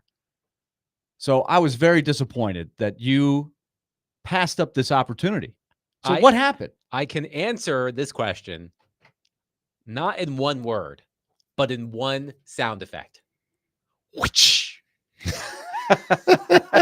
What? Let me set the stage. Were you chased by somebody from the Duke security team or something? No. Oh, Let me set the stage. As you said, we were driving from Nashville to the Outer Banks of North Carolina. We did the drive in 2 days. So Durham was a natural stopping point. It's a roughly 8-hour drive from Nashville. We were going to stop there for the night and continue the drive the next day. But I told my wife I wanted to stop by Duke, show Arlo Cameron Indoor Stadium. I haven't had a chance to take Arlo to a game yet. So we drove onto campus. We parked the car. It was oppressively hot. That's number one. It had to have been 110 degrees. And it felt even hotter because we were in an air-conditioned car all day. We had been driving again for roughly 8 hours. Made a couple of stops. We were up early, so we were all tired. Arlo was a little cranky as well. And my wife did not explicitly say, Adam, we are not spending a lot of time here, but I sensed it. you sensed it. It was You felt the pressure. It was an unspoken Kind of thing. like this, the back of your neck tingling a little bit, like, okay, the clock is ticking here. Right. It was an unspoken Yeah. what's the word? A I'm looking- vibe that she Yes, gave off. Right. Like, So I made it quick. I made it quick. you made it quick. Now, had I been there by myself or with my father, maybe we would have You would have explored. explored. Did you but at least circumvent the gym and look for a quick door open? Like, did you push it and say, Bridget, we're just going to take one quick lap around just to see if there's a door open? Arlo did say, can I open the door? And I said, No. What? Well, You didn't even test the door? No, he tried. He tried. He said, "Can I open the door?" I said, "It's going to be locked." And he tried it, and it was locked. And he goes, "Why is it locked?" I said, "Well, it's not basketball season, bud." So again, I can answer this question not in one word, but in one sound effect. Whoosh. Whipped. Men out there, you know it. You know when your wives, they're not going to say it. They're running the show. Because they want you to sense it. They don't have to say anything. The vibe is, you better not take a trip around this building looking for an open door.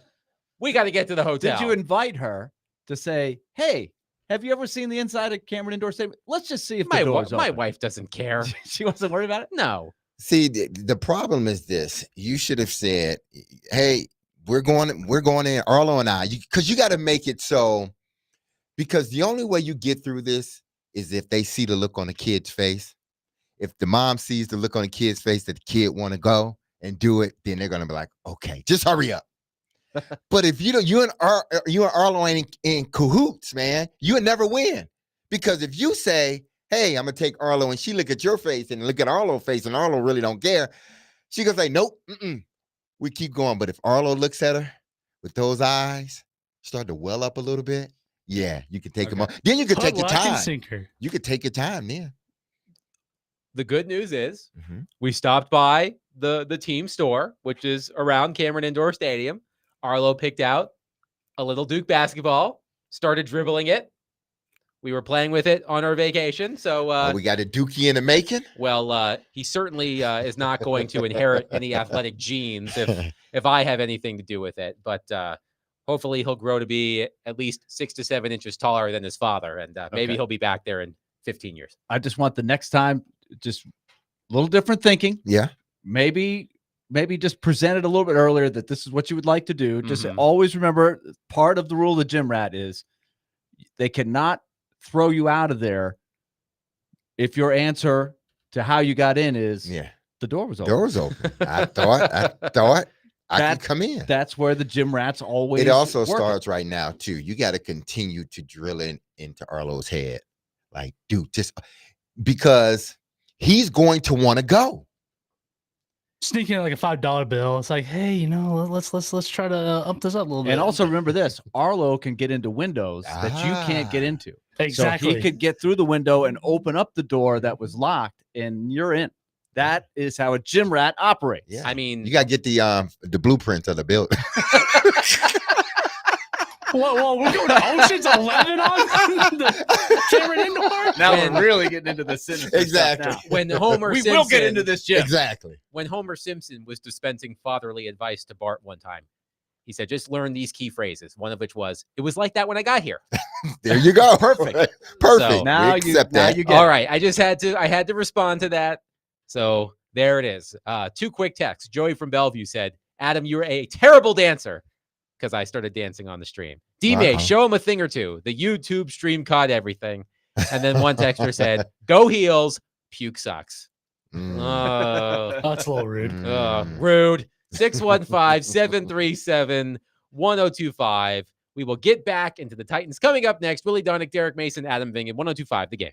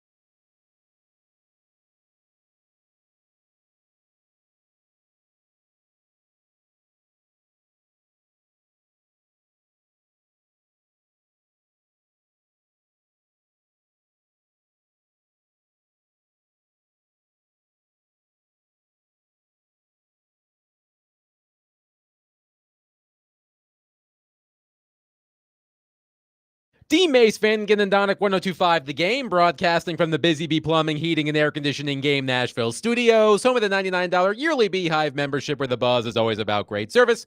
Willie Donick, Derek Mason, Adam Vingan here with you. The Tennessee Titans are back on the practice field tomorrow at the ungodly hour of 8 o'clock. That's not that bad. Ooh. That's early for practice. It is. They're trying to stay out the heat. It ain't going to be hot tomorrow. I don't think so anyway. But it's their final practice at St. Thomas Sports Park for quite a while, because they are headed to Tampa for a joint practice with the Buccaneers, a preseason game against the Buccaneers this weekend. And if I am not mistaken, directly to Atlanta for joint practices with the Falcons. I believe that's correct. So the Tennessee Titans hitting the road in the preseason, taking a tour of the NFC South. But Jeremy Fowler of ESPN.com, I've mentioned this a couple of times on the show, he attended a Titans practice over the weekend, I want to say, and had a lengthy notebook of the things he saw. He talked to Brian Callahan. He talked to Mike Borgonzi, and that's where I want to start this hour. So this is part of Jeremy Fowler's notebook on the Titans and his thoughts on Titans practice at ESPN.com. Quote, "The Titans operate that uneasy space where the team should be better, but not good enough to contend just yet. The roster clearly needs more work. No one here is shying away from that. They have one top 10 player, Jeffrey Simmons, according to ESPN's project of executives, coaches, and scouts ranking all 11 positions. No other player was particularly close. Peter Skoronski was number 14 among guards and centers. They have poured $100+ million and 2 recent first-round picks in the offensive line. But the question looming over Callahan's second season is this: what are healthy expectations for the Titans given the roster challenges? They are evading any win total goals and conversations, but GM Mike Borgonzi knows exactly what he wants to see from a play style standpoint. Quote, I'm really not big into expectations. I want to see growth. I want to see competition and discipline and start to come together as a team. Are we getting better? But Willie, I think Jeremy Fowler hits it right on the head with that question that he posed in that passage I read. What are healthy expectations for the Titans given the roster challenges? Can they achieve Borgonzi's goal of seeing growth and competition and discipline and start to come together as a team with the dearth of talent the Titans have on their roster? The discipline, the word discipline from Borgonzi jumped out to me, and that got me thinking about some of the things that were so bad last year. They almost can't help but be better. But you ask yourself, is their lack of talent going to prohibit them from getting better in these areas? Or is it coaching better, with better coaching, different coaching, second year of a coaching staff? Can these get better, even if the talent is not a whole lot better? Because we know that they are going to struggle, right? FTN Football Almanac, postseason odds for the Titans, 16.4%. And almost a 40% chance of winning between 0 and 5 games, which would put them, quote, on the clock, right? A high first-round pick. So that's a low rating relative to the rest of the league there. The over-under we know is going to be very low. The expectations in terms of the outsiders, they're going to have them at the bottom of the league. So what is Borgonzi looking for? Well, okay, I'm going to point to these categories, and you tell me, guys, if they can improve on these with poor talent, because their talent level is relatively low, but can they overachieve and be better than they were in these areas? Let's start with penalties. The big discussion over the weekend, the blow up by Brian Callahan. He stopped practice. He jumped all over him. That wasn't necessarily because his quarterback was struggling. It was the offense wasn't executing. They had some penalties. Last year, the Titans were in the bottom 5 of any metric you want to look at. There's a lot of different things to interpret when you, besides just the number of penalties and the number of yards. But they had the 4th most pre-snap penalties in the league. Now that should, you tell me, D-Mace, that should have very little to do with how much talent you have, right? Yeah. That's just a cohesive team should avoid pre-snap snap penalties. Penalties have nothing to do with how talented or not talented your team is. It's all about discipline. So if they can, get that better, that's a part of becoming a better team. This is what I think Borgonzi is looking at. They had also 7.8 penalties per game, the second most in the league. Now, I could argue that a team that is overmatched, offensive linemen, you can't block the guys, so you hold them. So you get called for a penalty. I can't cover the receiver I'm supposed to cover. I commit a penalty. I hold him. That certainly happens a lot because you're inferior talent. So that's a little combination. But the pre-snap penalties, that's one I think we should come back and look at over the course of the year. Now let's get to turnovers. Last year, Titans, minus 16 in turnover ratio, 31st in the league.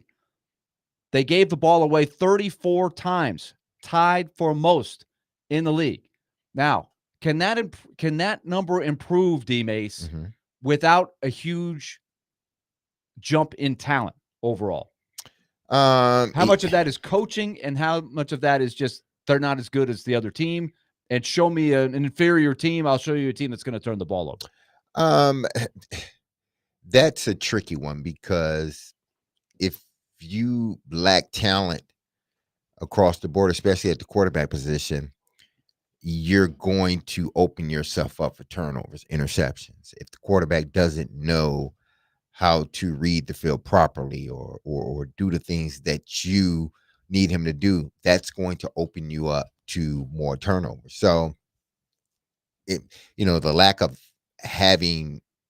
not having a good team can contribute to that, but also the lack of, being disciplined. There are good teams that get undisciplined at times. Right.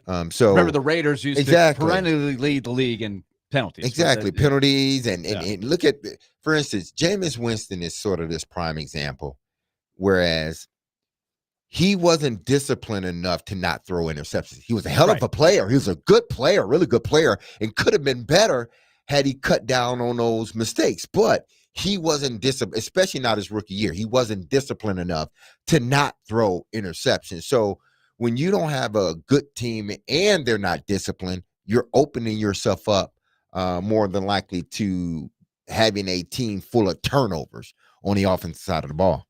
Special teams. We know the story.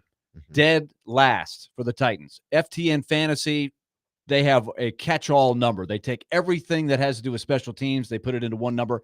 But I'm just looking at theirs. I think if you looked at any other one, it would be the same. Dead last, and it was by far dead last when you think about the block punts and the return game and all of the nightmare moments they had on special teams. And that was dead last, even though their kicker almost was perfect throughout the year. Nick Folk was really good, but they still had the worst special teams in the league. How much better can that be? Does that have to do with talent? Yeah, I think so. Or is that coaching? Because they obviously have changed the coach. I think it's a little bit of both. They've gotten a good coach. I think it's a little bit of both. Because a team that, if you show me a good special teams, I'll show you a team that has depth on their roster. If you show me a team that doesn't have depth on your roster, I can show you a team whose special teams may not be as good. I do think that. And I heard one of your former coaches, John Harbaugh, in an interview the other day. He was on some NFL radio, and he said the special teams coaches all of a sudden, with the renewed emphasis on the return game, they're trying to have kickoff returns now. The special teams coach, and he's an old one, right? He was a special teams coach. He said now those guys are going to start earning their money. For a few years, they could almost sit in the back room like, hey, nobody's going to return a kick anyway. We just kick it out of the end zone. Now there's some nuances here where the good special teams coaches are going to make their mark. So let's see what Fossil can do there. And then two other categories I have. Red zone. Now that's one where that can make a big difference in a season. Touchdown percentage. How often, when you get the ball in the red zone, do you score a touchdown? How often, when the other team gets the ball in the red zone, do you give up a touchdown? Because if you're holding teams to field goals or you get turnovers, you get a total stop, that's huge, right? Red zone offense for the Titans, 24th. Red zone defense for the Titans. Remember, we talked a lot about the Titans defense didn't give up that many yards. It looks pretty good. But when they did give up plays in the red zone, they were 25th in the league at the highest percentage of times giving up a touchdown. That is another area where you can improve on the margins. And then, of course, last but not least, there is no stat for Adam's big-ass glasses to look up on this, but I think we could just go game by game and remember them. Catastrophic quarterback play. Pick the one you want to use it as example. But I look at all these things. What's the best thing, Adam, about finishing 32nd in a stat category as a team the year before? Nowhere to go but up. Exactly. You can't be any worse than you were in those categories right there. So I look at those, and if I'm Mike Borgonzi, that's what I'm looking at when he says, I want to see discipline. I want to see a team coming together, because these are things that I think at least a percentage of it is well coached, a good group, even if you lack in talent. If you can do better on the margins in a league where it's a salary cap and you shouldn't be that much worse than the teams you're playing, you should see some improvement there. Now, there is not a stat for catastrophic plays, but only 3 quarterbacks who had a minimum of 300 dropbacks last season had a higher percentage of turnover-worthy plays than Will Levis. Jameis Winston, no surprise, Dak Prescott, and Kirk Cousins. Dak Prescott? Yes. Now that I would not have expected. Jameis Winston, Dak Prescott, Kirk Cousins, Will Levis, and Trevor Lawrence. That was your quote-unquote top 5. I see. Well, we know Will Levis will not be suiting up. Right. So with a rookie quarterback, what will that look like?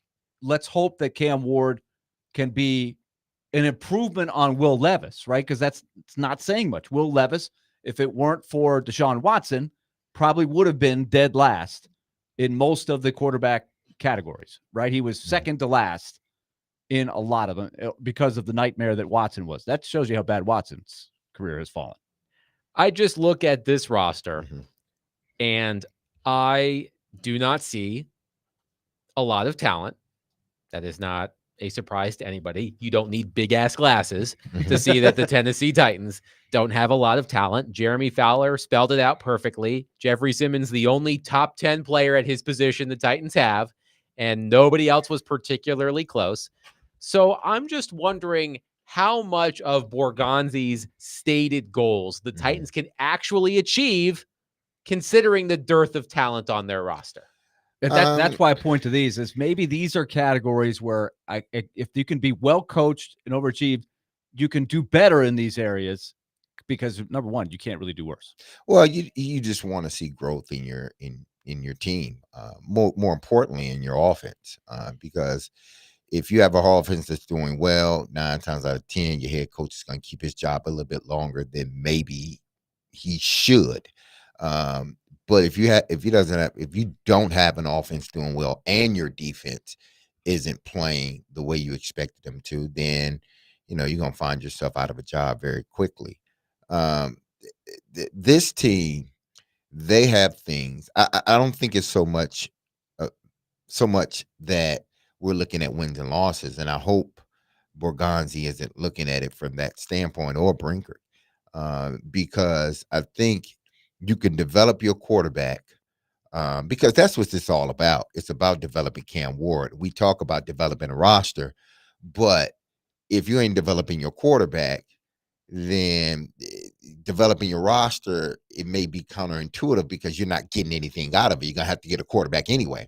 So it's about developing Cam Ward. And if developing Cam Ward, maybe they are not in the process of developing. Maybe they don't turn out winning 10, 11 games, but they win 6, 7, maybe even 8. They have a strong, say, second half of the season.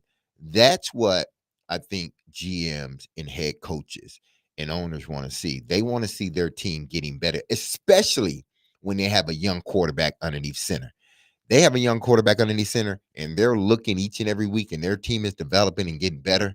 They feel better about their future moving forward. If that doesn't happen, obviously the scapegoat is going to be the head coach, and he's going to be out of here, and they're going to start this thing over again. So from Borgazzi and Brinker's standpoint, how are you bringing the young quarterback along? If it's to a, if it's, from the standpoint of, he's winning some games, but we may not be playoff bound, I'm cool with that. But if it looks ugly and he isn't getting developed, then we have a problem.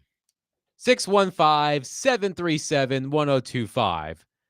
Let me throw out the question to all of you that I just asked Willie and Derek. How much improvement should we realistically expect from the Titans, considering the dearth of talent on their roster? 615-737-1025. Willie Donick, Derek Mason, Adam Bingham, 1025 The Game.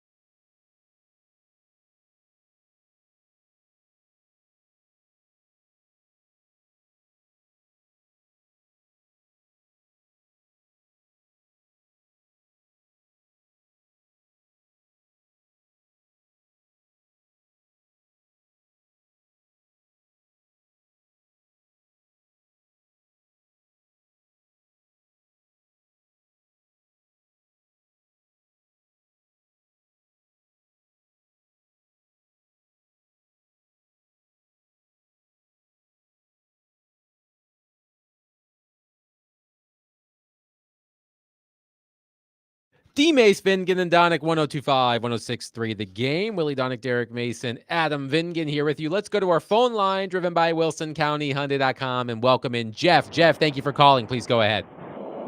Hey, how are you guys today? Good. Doing well. Hi, Jeff. Hey, I think the magic word is discipline. I think that's going to possibly lead to 2 to 3 extra wins if these guys are disciplined because of the coaching staff. Now, if they commit some penalties, stupid penalties, and it's just ignored, then we have a problem. But if they commit penalties and the coaching staff actually talks to them or shows some kind of emotion, then I think discipline is a magic word there. I mean, when you think about the stupid things that Will Levis did, no discipline at all.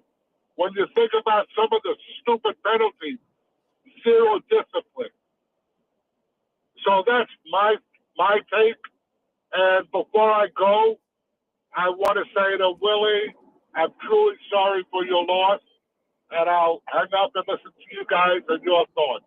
Thank you, Jeff. Thank you very Thank you, much, Jeff. That's nice of you to say. I think he feels it. To me, Mike Borgonzi in that non-answer where I think Jeremy Fowler was maybe seeing, do you have a number of wins in mind or something like that?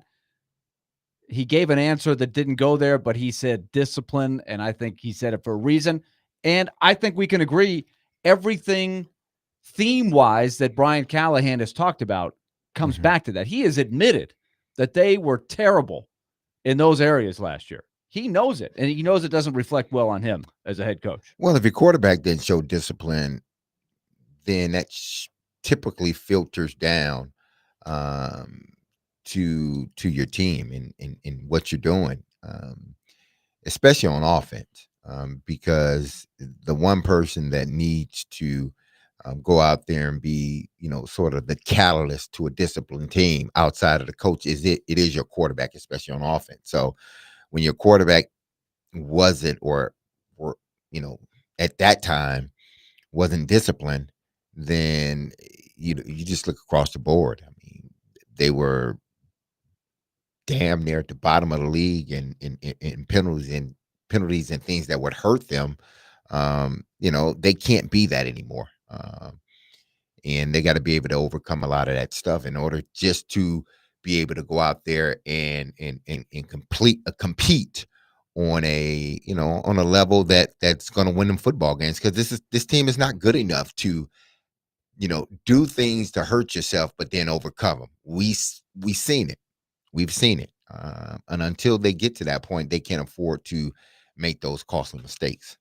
The Titans recently, or it might have been yesterday, I think it was yesterday, unveiled their first unofficial, emphasize the word unofficial, depth chart. And a lot is going to change between now and the start of the regular season. But Derek, as you said during the break, this is the team right now. And you want to talk about the scarcity of talent? By the way, one texter asked me if dearth was the word of the day. You're right, Officer Watson from Clarksville. I use the word dearth way too many times. So here's a synonym: lack, scarcity of talent. Scarcity on the roster. And did anything catch your eye, Derek and Willie, when you looked at this depth chart? The one thing that randomly caught my eye, if you are a Josh Whyle fan, I don't know if he is long for this roster. Gunnar Helm is listed as the second team tight end, Josh Whyle third. I think I made that prediction before training camp, Derek, that Josh Whyle wasn't going to make the team. He just may not. We'll see. But anything catch your eye, gentlemen? The thing we hit on quickly yesterday was that there were very few, if any, surprises. You had to kind of look under the microscope to find the one that you're looking at. And I wouldn't be surprised that there were no surprises if it were a team that was coming off a really good year. I'm sure on the depth chart from the 1993 Cowboys, There weren't a whole lot of changes from the 1992 Cowboys. There probably weren't a lot of surprises on the first unofficial depth chart. But for a team in flux like the Titans, I was maybe looking to see if there might be one or two more intriguing races in there for competition for jobs and things like that. But what did you think? I mean, there may be not even a handful of spots that I think that are like truly up for grabs. Now, we can say, well, man, look at the roster as a whole. It's not a good roster from top to bottom. I get that. But I don't think unless these young guys start to show themselves now that they're playing against other jerseys, if these young guys start showing themselves, we're talking about DK and Io Manor and, Femi, those guys, if they start, showing themselves, then, the depth chart may change. These guys may become starters or even highly contributing players. But the way I look at it now, I mean, and here's the part that I don't think people are really grasping. When I saw this roster and this depth chart, people look at it and say, oh, it's just an unofficial depth chart, man. Don't worry about it. No, it's not. If they had to start a season today, this is your team. Big Joe asked that question the first day, and when Boghazi and Brinker was at doing their presser. Big Joe ended it by saying, do you believe the team that you have right now can compete or make it to a Super Bowl? And they gave this long-winded answer, and essentially, basically, no, they're not. But with that being said, this is your team. Say, throw Snead in there somewhere down the line. Throw Snead in there. But this is your team right here. If you had to line up today with your starters, this is who your starters would be going against everybody else's starters. That's why when I look at this unofficial stuff, I just don't look at it and say, oh, it's nothing. No, there is something to it. There's always something to it. They put these players in these positions.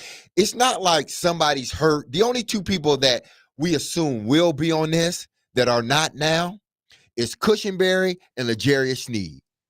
Is there anybody else that we think is going to be in the starting lineup that ain't? Yeah, and those guys are kind of in a parentheses asterisk category right now in the PUP. Absolutely. So they were on there. So if some of these young guys don't show themselves, this is who you're going into the season with. Make no mistake about it, people. The same people you see right now as unofficial will be official. There will be no change other than probably L'Jarius Sneed at some point and Cushenberry at some point. I would leave room maybe for one or two waiver wire people that because they're the first team, I really hope they find somebody, honestly, because they need it. They need to take advantage of that. But I don't want people to look at this and be like, oh, that's nothing. This is something.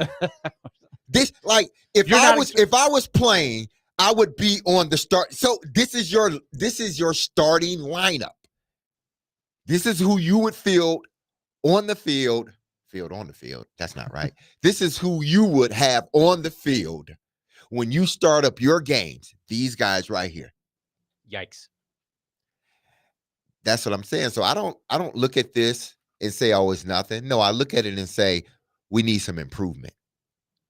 Because the way it's looking now, unless some of these young guys show themselves, and unless these second and third year guys that are now plugged in, J.C. Latham, Skoronski, guys like that, Chigakonkwo, guys like that, if they don't show up big, this team is going to end up being in the same position they were last season, where they're only winning 2, 3, 4 games. I get it.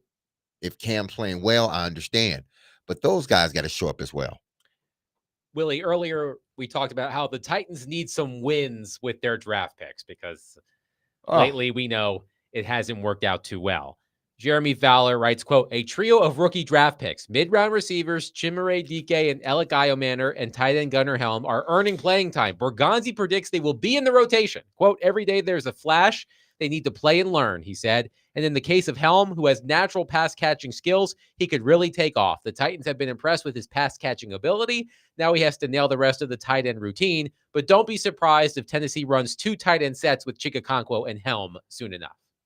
Welcome to the land of opportunity, because here are 3 guys that are not really blocked by anybody in front of them on the depth chart. And we discussed a lot last year, DeAndre Hopkins and his presence.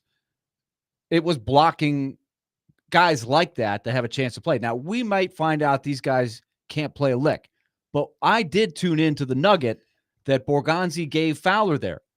That's insight where the GM is actually saying he predicts that all 3 will be in the rotation. Well, he kind of controls who's going to be in the rotation to some degree, right? He makes the cuts. If I said, I think Adam is going to make my team, well, I control whether I keep Adam or not. I can, for my fantasy team, I could say I predict Adam's going to be my wide receiver 2 on Sunday. That might not be good, but I control whether, if Adam's on my roster, I can either cut him or put him in my lineup. It's my choice. But if he's saying he thinks those guys will be in the rotation, that must be some optimism that he's seeing what he likes from those guys, or he's also come to the conclusion, might be a little bit of this too, that he doesn't have anybody else, right? And in somewhere the 2 tight end set thing came up in a discussion. I don't know if Borgonzi or one of the coaches threw that out there, but that's also something to keep your eye on, because that's coming from discussions with the coach. You know how these things happen. National guy buzzes through there in 2 days. And Adam, what do you like? What do you always say about the national guys? They always get all the access. They get to talk to everybody, right? Yes. So those were nuggets that he got that have not really been out there. No, I mean, whether it's a national guy or girl, or not, there are things that that needs to happen within this roster, in order for them to be the team that we all want them to be, in order for them to be the team the Titans want them to be, upper management. So there are a lot of things that need to happen, whether someone else is reporting it or not. This team is, depleted of talent, and how they, the next couple of years is going to be critical. This year, more importantly, in how do they develop this roster, and how do they, more importantly, develop their quarterback moving forward. 615-737-1025. We will take your thoughts on the Titans. But coming up next, there is a new banned substance in the NFL that George Kittle was so upset about, he crashed an NFL Network interview to air his grievances. We'll discuss that coming up next and wrap up the show. Willie Donick, Derek Mason, Adam Vingan, 1025 The Game.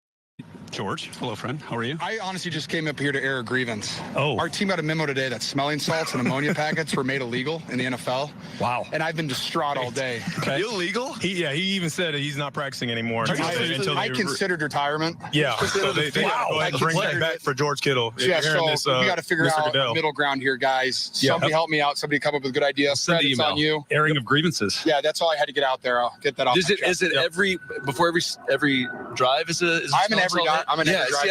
I've seen guys like that. I'm an every drive. In between every play, he no, that's too much. Pulls out the That's way too much. Yeah. Well, it feels like the energy's still out here, though. I mean, No, definitely.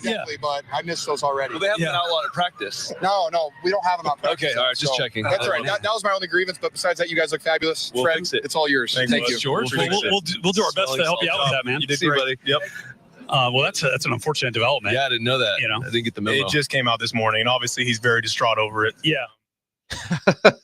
That was George Kittle crashing an NFL Network interview at 49ers training camp, breaking the news that smelling salts have been banned in the NFL. Do you remember, D-Mace, the first time you ever had smelling salts?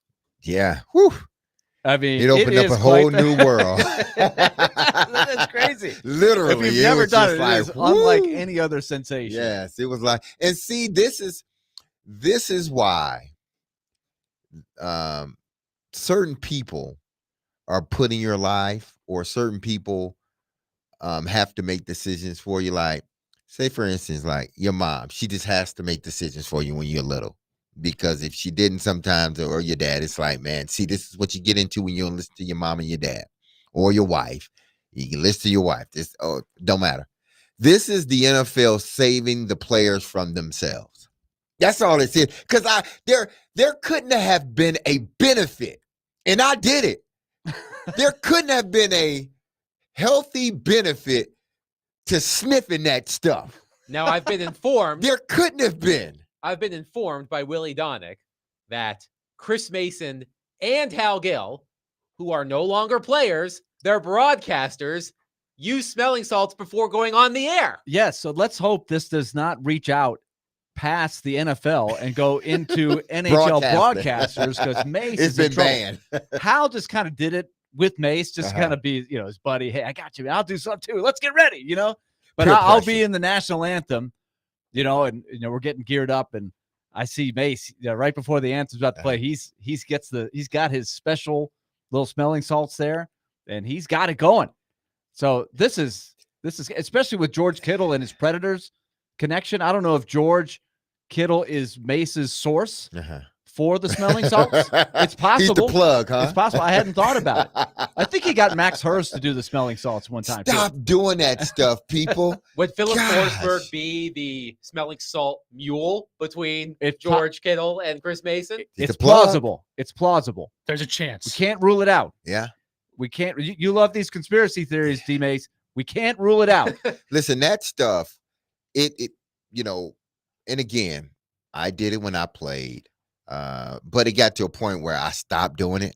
But there are no scientific benefits long term. Okay, Adam, for can we smelling that stuff? Yeah, so thank you, NFL. What was for the outlawing original? it. What was the original? Because this goes way back. Do like Henderson did. Have somebody slap you across the face. Remember Big Henderson from UT in Jacksonville? Remember how the trainer used to slap in the face? Baby Shaq. Yeah, John Henderson. Absolutely. From Coral Cone High. But what was the medical or reason originally? Because remember, there was like things like salt tablets, stuff that's completely antiquated. Like, what were we doing? We don't do that. The NFL, I think smelling salts are going that way, right? In the memo, beginning of the salt tablets. Beginning this season, teams are prohibited from quote unquote providing or supplying ammonia in any form.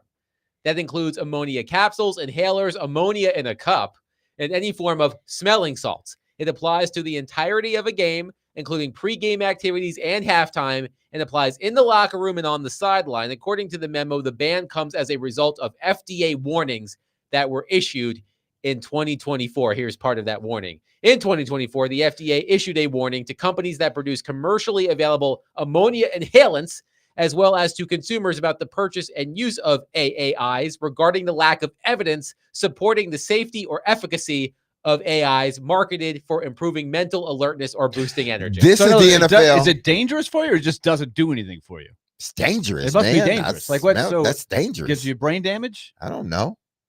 May huffing glue, huffing paint.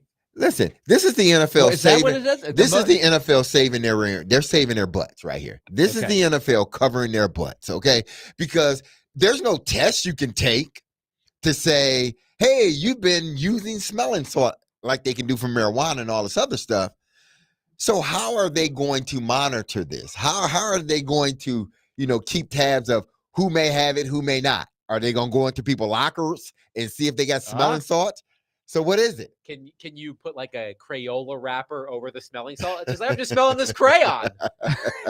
I'm trying to figure out how they're going to sort of police it. Yeah. Police this, because it'd be tough. It's not a test you can take to say, come here. You did that smelling salt, didn't you? You're out of here, buddy. How do you know I did it? Well, I don't know. I feel like George Kittle might push the envelope based on what we just heard. He's still going to do it, I guarantee you. Hair Metal Henry on our text line says, in my day, smelling salts was sitting next to the fat kid who didn't use deodorant. Well, oh, wow. David James got a good laugh out of that one. PE class, I can tell you that there were some strong odors. Of course. Deodorant is your friend. The locker room smell, just the mix of the sweat and the deodorant attempts after the sweaty PE class where nobody was jumping in the shower between second and third I wonder period. how many brain cells I damaged doing that. One texter, Brandy, says, what will Luke Evangelista and Zachary LaRue do if this comes to the NHL? That's one of my favorite NHL broadcast shots. Oh, yeah. Right before puck drop, the camera pans across the bench and everyone's smelling salts and like one player is holding it so the other one can do it. So that's a good question. I do remember Zach LaRue partaking in that. I have never attempted smelling salts before. Never. Well, don't. Should I do it? No. Before the show tomorrow? No. Nope. Maybe just one time. Nope. I don't want to be the guy. I don't want to be the guy that advises you to do that. No. Right before the show. D-Mace, Finken, and Donovan. All right. Chase is off. Let's go nuts. You, Adam, may not need it. You may not want to take it. You may not want to sniff it. Oh, man. You may not want to sniff it. No, I shouldn't do that. No. What did the texter say? Should I do smelling salts before the show tomorrow? Yes or no? 615-737. Are they okay? Are they outlawing them everywhere? Like, I think it's just the NFL. Just the NFL. Okay. Well, they can still get them. As of now, it's just the NFL. Oh, well, but there's no performance enhancing element to this, right? It's just all, what do you just call it? The placebo effect. Apparently, you feel like you get a little jump, right? According to this memo, ammonia inhalants also have the potential to mask certain neurological signs and symptoms, including some potential signs of concussion. Ooh. Maybe that's where we're going with this. Yep. There we go. Because every boxing movie that you've ever seen has got smelling salts, like every fight, every round, right? I just think of Varsity Blue, where they just put smelling salts in the big guy's nose just to wake him out after a concussion. Yeah. Oh, yeah, that did happen. Yeah. See, you don't want that, man. Just stop using that stuff, people. The days are over with, man. Kittle, stop it. Stop it. No more. You know what? Here's what's going to happen. Roger Goodell is going to hire Derek Mason as the ambassador. He's going to go to all 32 camps, and he's going to say, guys, I used to do it. You don't need it. It's not good for you. You don't need that smell. I'm cracking down on everybody. I'm cracking down on everybody. They should have somebody in the locker room monitoring. I think there should be 32 smelling salt monitors. People in the locker room during game time. You're gonna bring snitches into the absolutely locker room? A league official. Absolutely. Who would be that? In like, I feel so like you would need more than 32. I feel like Nick Frazier could be the Nashville guy. Yeah. Just he's in a very polite way. Mm-hmm. If he sees any smelling salts, he could go up, sir. I got something else. Mr. Kittle, I don't know if Mr. you Kittle, know this, Mr. Kittle. I hate to do this, but I have to take this from you. It's league. You see, here's my badge. I'm with the league. I'm here to make sure nobody does any smelling salt official. Well, like, how could you be mad at Nick SSA, Frazier, right? How could you get mad at Nick? Because he's the nicest guy ever, right? He could look you right in the eye. Smelling salt, and you authority. would be so mad, but you couldn't get mad at him. Yeah.